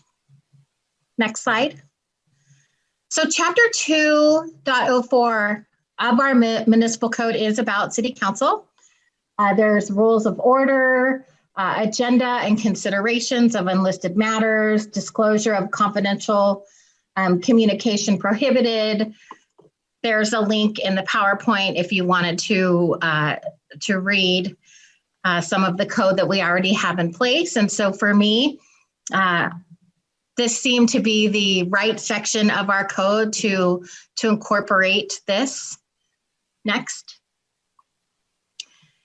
And that's it. I know for me, I was reading our boards and commissions and committees handbook that was revised, I believe, in October. And it does mention ex parte. And that sort of led me, down the rabbit hole a little bit and realizing, oh, there's nothing in our code. And I know for me as a new council member, I wouldn't know what this means. I wouldn't know. We don't necessarily get a handbook or are provided a orientation. So I just thought that this would be very helpful. It definitely will keep me on my toes and will be a good reminder for future councils to come, as well as this one. And I know that we're really trying hard to continue that path down to being more transparent and meeting that call that the residents have been consistent with regards to transparency in our government. So thank you. We'll now go up to public comment.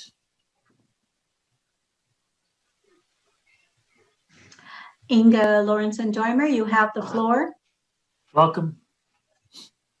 Thank you. I fully support an ex parte ordinance. I think it is absolutely necessary.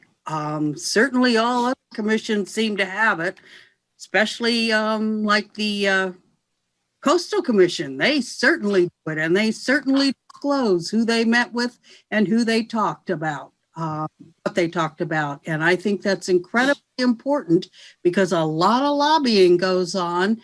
And certainly in this city, that's what's gotten it to be kind of the good old boys in the backroom deals. And I would very much support this. Thank you. Thank you. Anyone else from the public? I see no other hands raised, Mayor. All right, we'll close that public comment and bring it back to council for a council discussion. Who'd like to go first? Councilmember Coletti.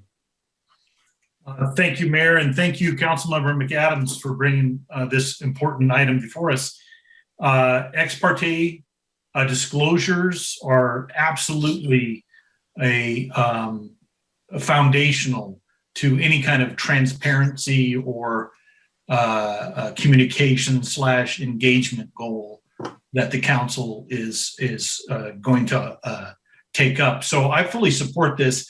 I think the Redwood City example was good because it said land use decisions and any appeal, and those are primarily the things that should require an ex parte. As regards to whether we adopt this as an amendment to our municipal code or just as a council policy, perhaps, at the pleasure of the council. But I think this is definitely something we need to actually codify and observe. So thank you. Councilmember Tomlinson. Thanks, Mayor. I also support, putting stuff in writing so rules are understood. And I would agree that this is not always fully understood, not just by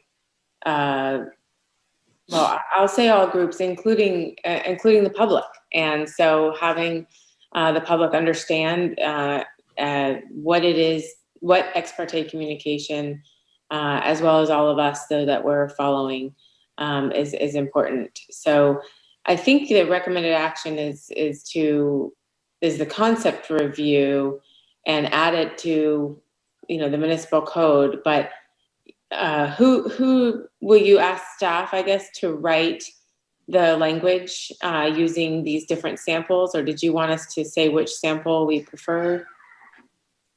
Councilmember McAdams. Mayor, if I may. Yes, please. Thank you, Councilmember Tomlinson. Yes, so I would actually have the city attorney's office just come back, and there are plenty of samples available just to bring back some draft language.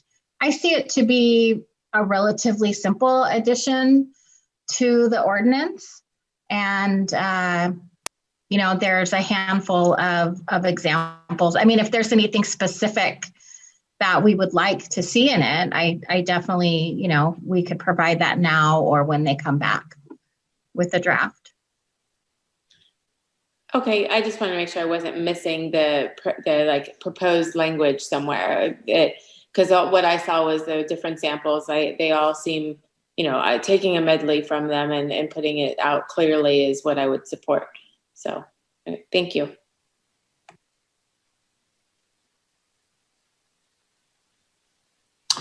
I'll add that my experience, it's changed. My attitude or understanding changed over time. And I think first of all, this is excellent. I fully support it.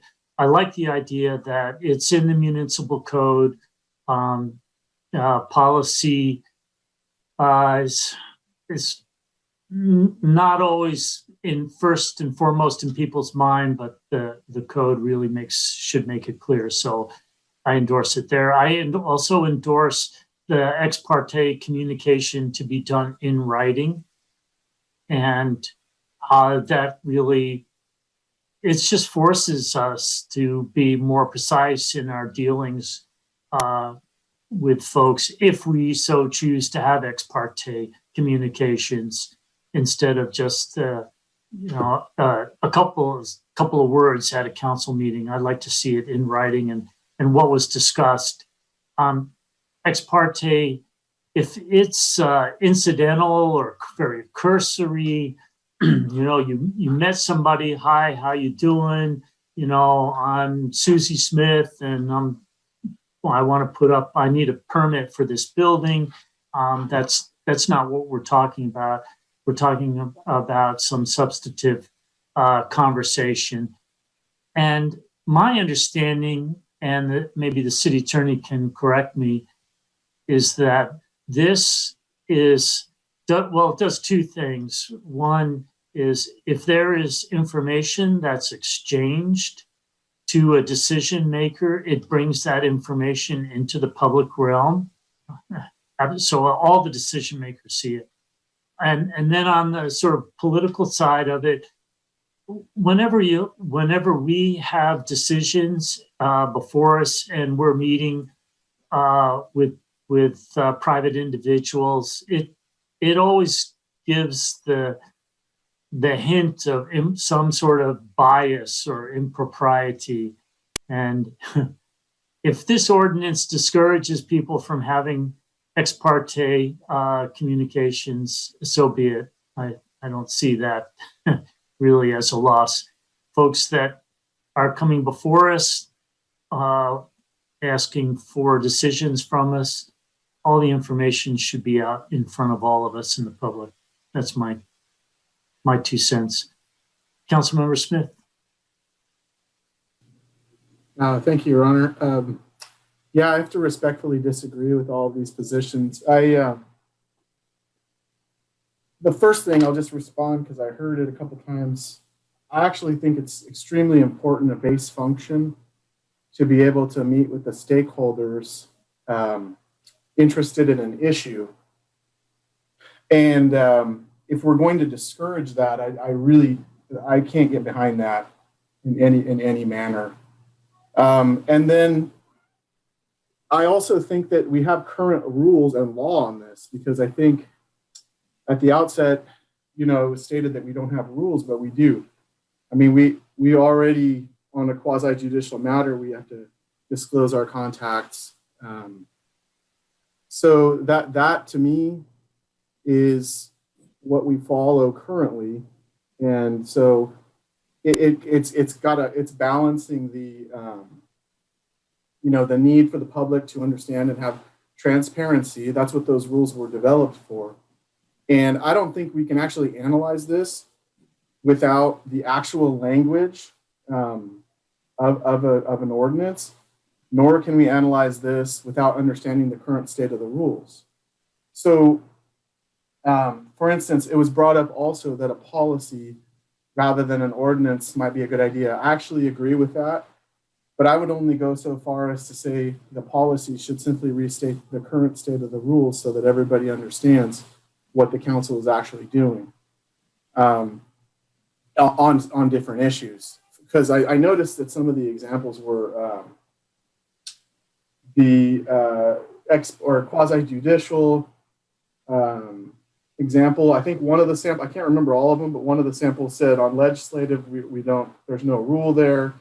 I think that makes sense because you want to get as much input as possible on these legislative issues. Whereas when you're on a quasi-judicial, when you're ruling on an item, if you are meeting with the parties in a contested item, then I can understand why that disclosure should be made and not as the purpose of the current rule.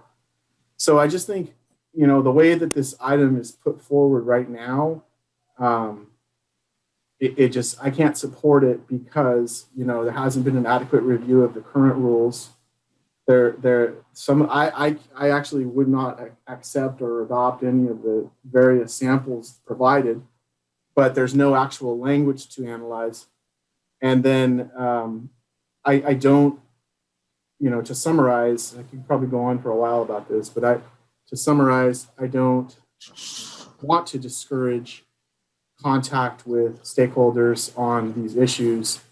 And the last thing is, because we have contact, we may have contact as elected officials with stakeholders does not implicitly mean that we hold some type of bias or that contact indicates a bias. I mean, I guess it could theoretically indicate one or not indicate one, but I don't think it's axiomatic that it does.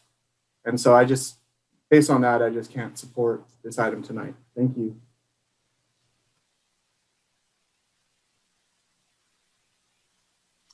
Do we have, Councilmember McAdams, we've heard your presentation. No other council member wants to speak? All right, Councilmember McAdams. Thank you, Mayor. I just wanted to confirm that there is no language in the agenda item, and what I'm bringing this evening is to direct the city attorney's office to come back with language. So there isn't a draft anything to look at, except for the sample. So thank you. Councilmember Emilio.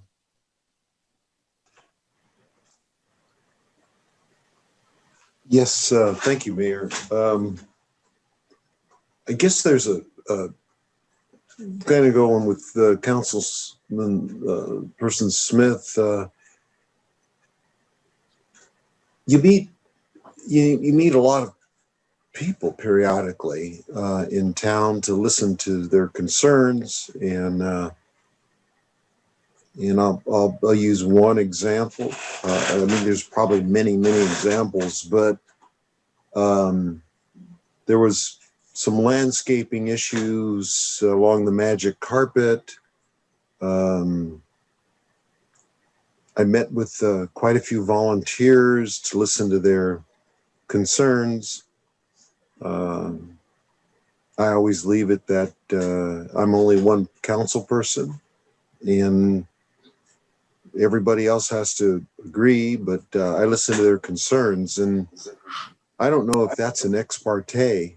I mean, the council all agreed to take care of the landscaping issues along Perkins Park, but I don't know if that's ex parte or not. I kind of agree with Councilperson Smith that there's issues that come up that you may be talking to people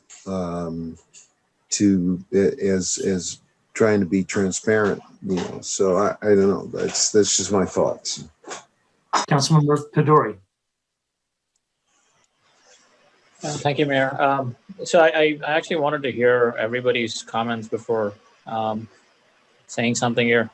So to me, it's, I understand the basis behind this proposal. I understand that we need to be transparent. I understand, that's the intent.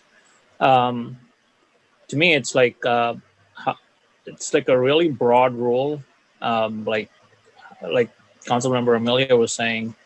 How do we get into examples like that? And does the policy or the rule book that we have now already address this in some fashion? So I'm kind of leaning towards the fact that we need to define like quasi-judicial. What is quasi-judicial? And does this only apply to quasi-judicial matters only? We need to come up with some definitions here, and that needs to go into the language. I'm supportive in general, but I think we need to examine this in the broader context of what is already in place, and come to an understanding on what the new rules are that we're defining here. Thanks. Do you want, Councilmember Pedori, would you like our city attorney to define quasi-judicial? Yeah, if you can, please. I would also like to understand your thoughts as well, Mr. Laredo. We're defining something.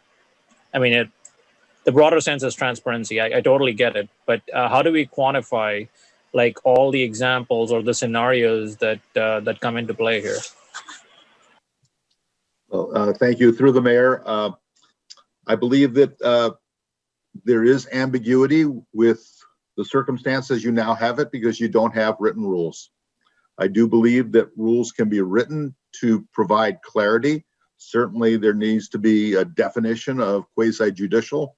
It has to be done in such a way that council members understand and the public understand. But I think we're up to the task. There are many models that can be followed. And I hope that the concerns of Mr. Emilio can be addressed. As local elected officials, you need to be able to talk to your constituents. But others, if it is a hearing and you have to make a decision based upon the facts at the hearing, that the public and the participants need to know to whom did you speak and what was said, and that information needs to be shared. And I feel that we can be up to the task to present to you a set of rules that you can review and decide whether it's clear or not, whether it goes far enough or not. But I think that the discussion that you've had so far certainly gives me enough information to begin that drafting exercise to bring it back to you for your review. That is helpful. Thank you. Councilmember Coletti. Thank you, Mayor. Some of these questions, good questions, but they're actually answered in the document that is attached to Councilmember McAdams' agenda report. This is a League of California Cities document called Let's Ex Parte. And it's explicit that non-substantive issues or concerns are not subject to ex parte disclosures. And it goes through the case law and lays a good foundation for describing what is and what is not currently implemented in statute. And we can certainly come along and adopt our own set of criteria for these disclosures and these communications. I don't want to see them, I don't want to see them so narrowly defined that they can't be easily observed. But at the same time, people have to be mindful that if you're engaged in, the public process, you're obligated to disclose, communication that has been directed towards you in where you are going to be voting on perhaps a land use issue and a land use entitlement. All of this is really well described in the publication I mentioned. So I think the Redwood City policy is a great model, and I hope the city attorney looks at that. There are others examples that Councilmember McAdams has provided; those are good too. But I really like the Redwood City as policy as a good model. So I think we should support the city attorney developing a proposal for us to look at. Thank you. I'll just add, no one's suggesting that just everyday comments or questions or conversations with residents and business people on how things going and what their opinion is needs to be recorded. Oh my gosh, we'd be all writing books. No, it needs to be very specifically defined what it applies to. Councilmember Emilio. Thank you, Mayor. I agree with Councilman Coletti's point. Why don't we just wait to see what Mr. Laredo comes back with this? Because I don't want to stop talking to business owners and so forth and afraid of ex parte. I think we ought to wait to see how that comes out first as a policy or ordinance or whatever it may be. Councilmember Tomlinson, I think we're getting close to having a motion here. I was going to ask to make the motion. Please. I move that we direct the city attorney to do a concept review to amend municipal code or possibly policy and add ex parte contact rules to it and come back in 2 months. I will second. Let me just double check with our city attorney. 2 months time. That's April. That's eminently achievable. Yes. Great. All right. Thank you for that. And Ms. Kendall, may we have a vote, please? Yes. Councilmember Tomlinson? Councilmember Coletti? Aye. Councilmember Smith? No. Councilmember Baduri? Aye. Councilmember McAdams? Aye. Councilmember Emilio? Aye. Mayor Peak? Aye. Motion carries 6-1. All right, thank you. And now turning to our last agenda item, 13A, 4-leaf building contract services amendment number 1. And Ms. Aziz is not here, so Mr. Harvey. Yes, thank you, Mayor. Give me a moment. I'm having a bit of a challenge with my presentation, so just give me 1 second, please. See if I can get this to work. No. 1 moment here.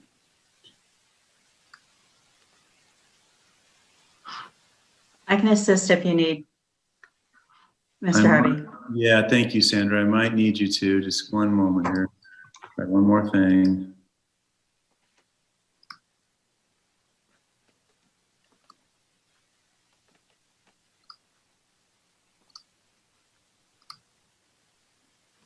Yeah, Ms. Kendall, if you don't mind, I'm just going to give it a ghost. I'm sorry. That's okay. Thank you. Okay, so yes, as the mayor indicated, I'm here on behalf of Ms. Aziz and the Community Development Department. I believe that Ms. Schaefer is also here to help me. She, along with Ms. Aziz, manages the contract for 4-leaf for building services. Next slide, please. So this is a proposed amendment. We're looking to sizably increase the contract with 4-leaf. Why are we doing this? Well, we have seen a marked increase in activity, in building activity in town. We've also had some very large and complex submittals, and we see a need to increase the number of staff that we have on board. Next slide, please. So with this amendment, the services are remaining largely the same, just being slightly embellished. We're going to continue to do the plan checks and the permits and the associated inspections. We're also going to have our chief building official serve as our ADA coordinator. We're going to provide quarterly reports and customer service surveys as well as part of this. Next slide. The mayor astutely pointed out a math issue in the agenda report. So should a council member wish to make a recommendation for approval of the contract, I'm happy to have, sorry, Sandra, Ms. Candell share this slide if you'd like the correct wording for it. And again, Ms. Schaefer is here with me. I know that our chief building official is also here, and I'm happy to answer any questions. Thank you very much. Thank you. We'll now go out to public comment.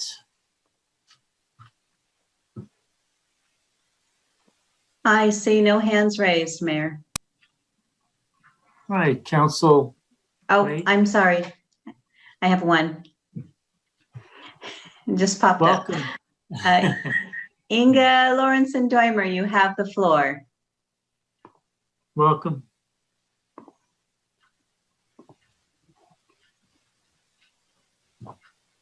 My unmute doesn't show up until I've already, until it's already started on the clock. How interesting. I really like option 1, to continue on a time and materials basis funded by permit revenue. Rather than putting this large amount kind of locked in that maybe you have to come back with an amendment or anything else. And if you remove the cap, I think option 1 makes more sense. Thank you very much.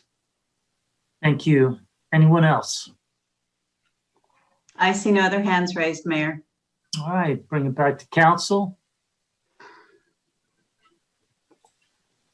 Councilmember Coletti. Thank you, Mayor. So this is a big ask. I mean, we're doubling the contract. Is it true that the fees, permit fees, and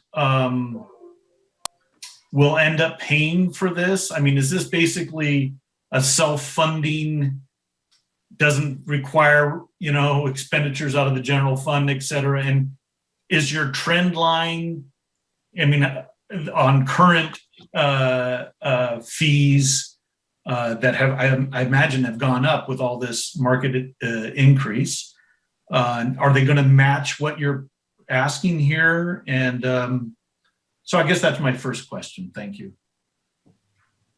Councilmember Coletti, through the mayor, yes. The building services contract is funded through fees and is because of the increased activity and the complex submittals, the large complex submittals that we have received since the contract was approved, that we need to come back to council to ask for this increase. Thank you. So do we need to do anything with our master fee schedule to make certain that fees are going to end up paying for this and not the general fund? Councilmember Coletti, through the mayor, the council annually revisits the fee schedule. And if there's a recommendation for fees to increase or decrease, staff comes forward at that time. What's different from years past, as you probably well know, fees weren't tied as much to the building contract because we had the city of Monterey. Yeah. But we're with 4-leaf now. And I would, I was thinking that the fees would cover this, but I would also want to see some tracking done. So if we were to approve this tonight, I think I would like to see included some kind of quarterly report that does show the fees indeed are paying for the increased amount of for this contract. So as long as the fees are paying for it, I'm fine with it. But I'd just like to get some feedback, at least for maybe the first few quarters, perhaps over a year, just to make sure that's the case. So thank you. Councilmember McAdams.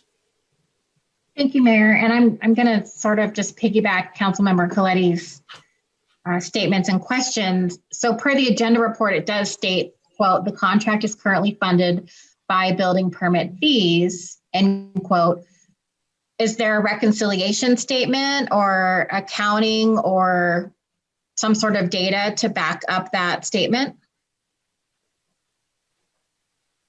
Councilmember McAdams, through the mayor, yes. The Administrative Services Director and the Community Development Director monitor that. I see Ms. Hannah has turned her screen on. So Ms. Hannah, if you'd like to comment on that, please feel free to do so. Thank you. Where we are today with permits and licenses, which is one of the fees that is largely impacted by community development plan permits and construction, they're at the mid-year, when we looked at the quarterly report, they're close to 84-89% of the budget already. So when we're coming back at mid-year, we're going to be increasing revenues to match the contract cost. Now, we just based on some analysis, we did look at like what is regularly for 5 months going out for our year-end projections, as well as the community development director said another 150,000 significant item is coming through. If those didn't come through, we are anticipating that the contract cost as well as the revenues would be lower. Excellent, thank you. That's good to hear. It's just such an increase that, when I saw the agenda report, I mean, it's a huge, it's 100% increase. So it's huge. And obviously this is still with billable hours, or this is sort of putting in the not to exceed. Is that correct, Mr. City Manager? I'm sorry, Councilmember, what's the question? Oh, this is by upping this contract, it's still billable hours, and we're just sort of extending the ceiling of where to not exceed. Is that correct? Yes. That is correct. Okay, perfect. Then I will support staff's recommendation. Councilmember Peduri. Thank you, Mayor. My question is, I would say, more historical, sort of. So I understand Four Leaf is the new, basically the higher, as opposed to the city of Monterey, which we had previously. Any particular reason why we switched? I mean, is Four Leaf performing according to plan? Councilmember Peduri, through the mayor, one of the reasons why we switched to the Four Leaf is we liked the ability that they had to scale up or scale down based upon need. We also like the fact that Four Leaf has a lot of expertise, not only in building, but in other areas, including traffic engineering and other professional services that the city does need those services. And we were very attracted to the fact that our chief building official, who was with the city of Monterey, had moved over to Four Leaf. Mr. John Keel is very well respected in the community and in the trade.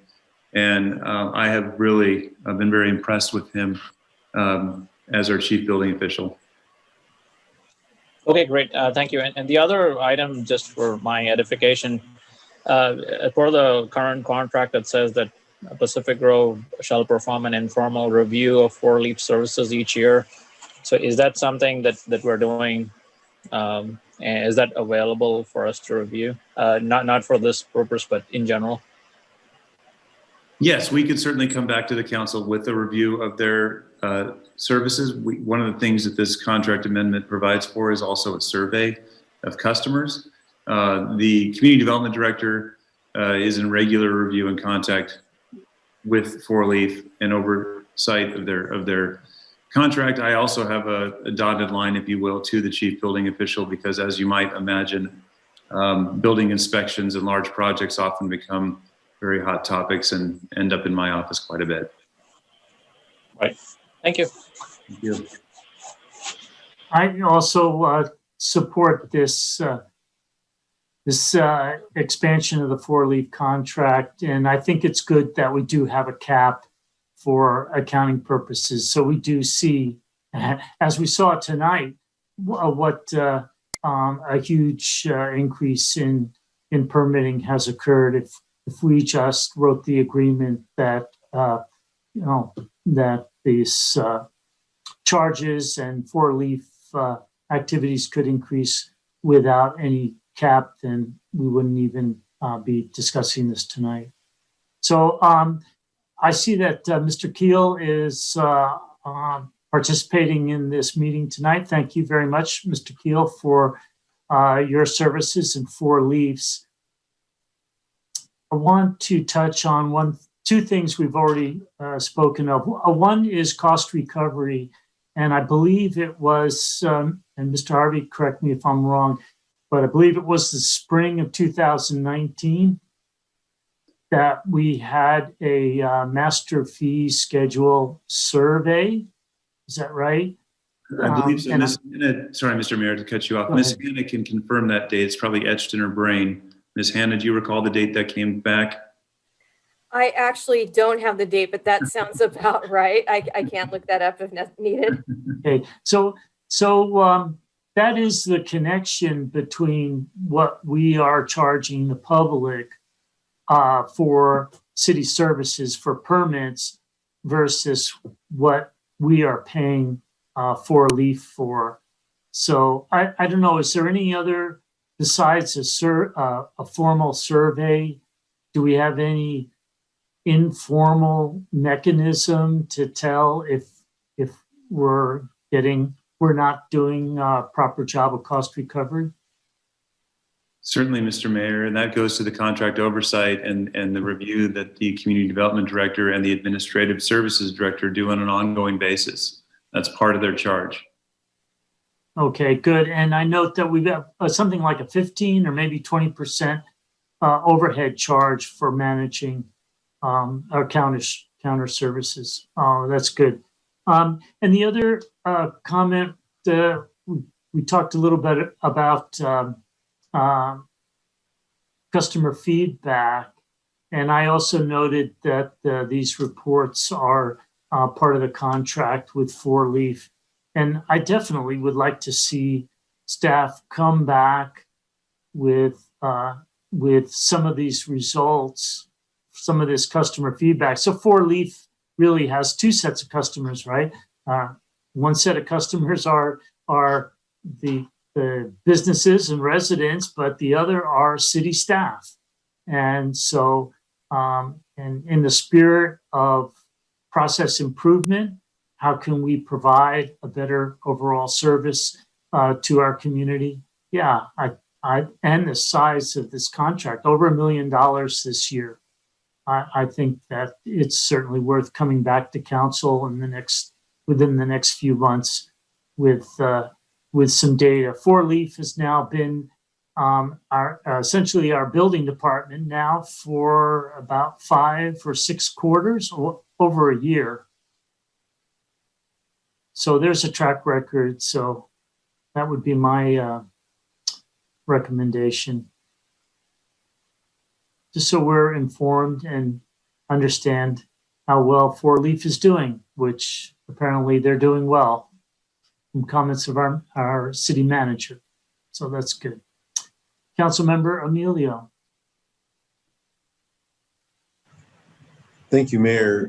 I was just going to make a motion to approve, but I know the recommendation in the agenda report was wrong mathematically. So if Sandra could put up that screen that is the corrected version. Will do. Okay, thank you. Since I have my glasses on, I'm going to do the revised recommendation, and I make the motion to authorize the city manager to enter Amendment 1 of the agreement with 4-leaf Incorporated for the continued contract between the building services in an amount not to exceed $444,000 plus 10% for a total amount of $484,000 for the remainder of the 2021 year and increase the annual amount for future fiscal years 544 to 984 plus 10%, 984,000 plus 10%, 44,000 for a total amount of 1,028,000. I think I said it right. A second.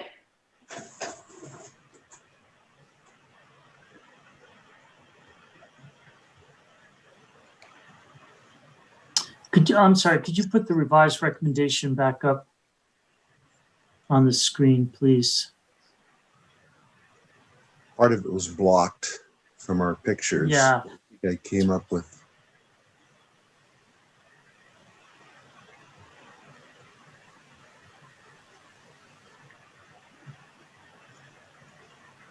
And so I just wanted to clarify, I'm sorry for delaying this vote, that if we had a downturn in permits, this is only a do not exceed amount, correct? Mr. Harvey? Yes, Mr. Mayor, I was raising my thumb up. Yeah, okay. All right, I'm sorry. Do we have a second? I seconded, Mayor. Okay, may we have a vote, please? Yes, sir. Mayor Peak, Aye. Councilmember Emilio, Aye. Councilmember Coletti.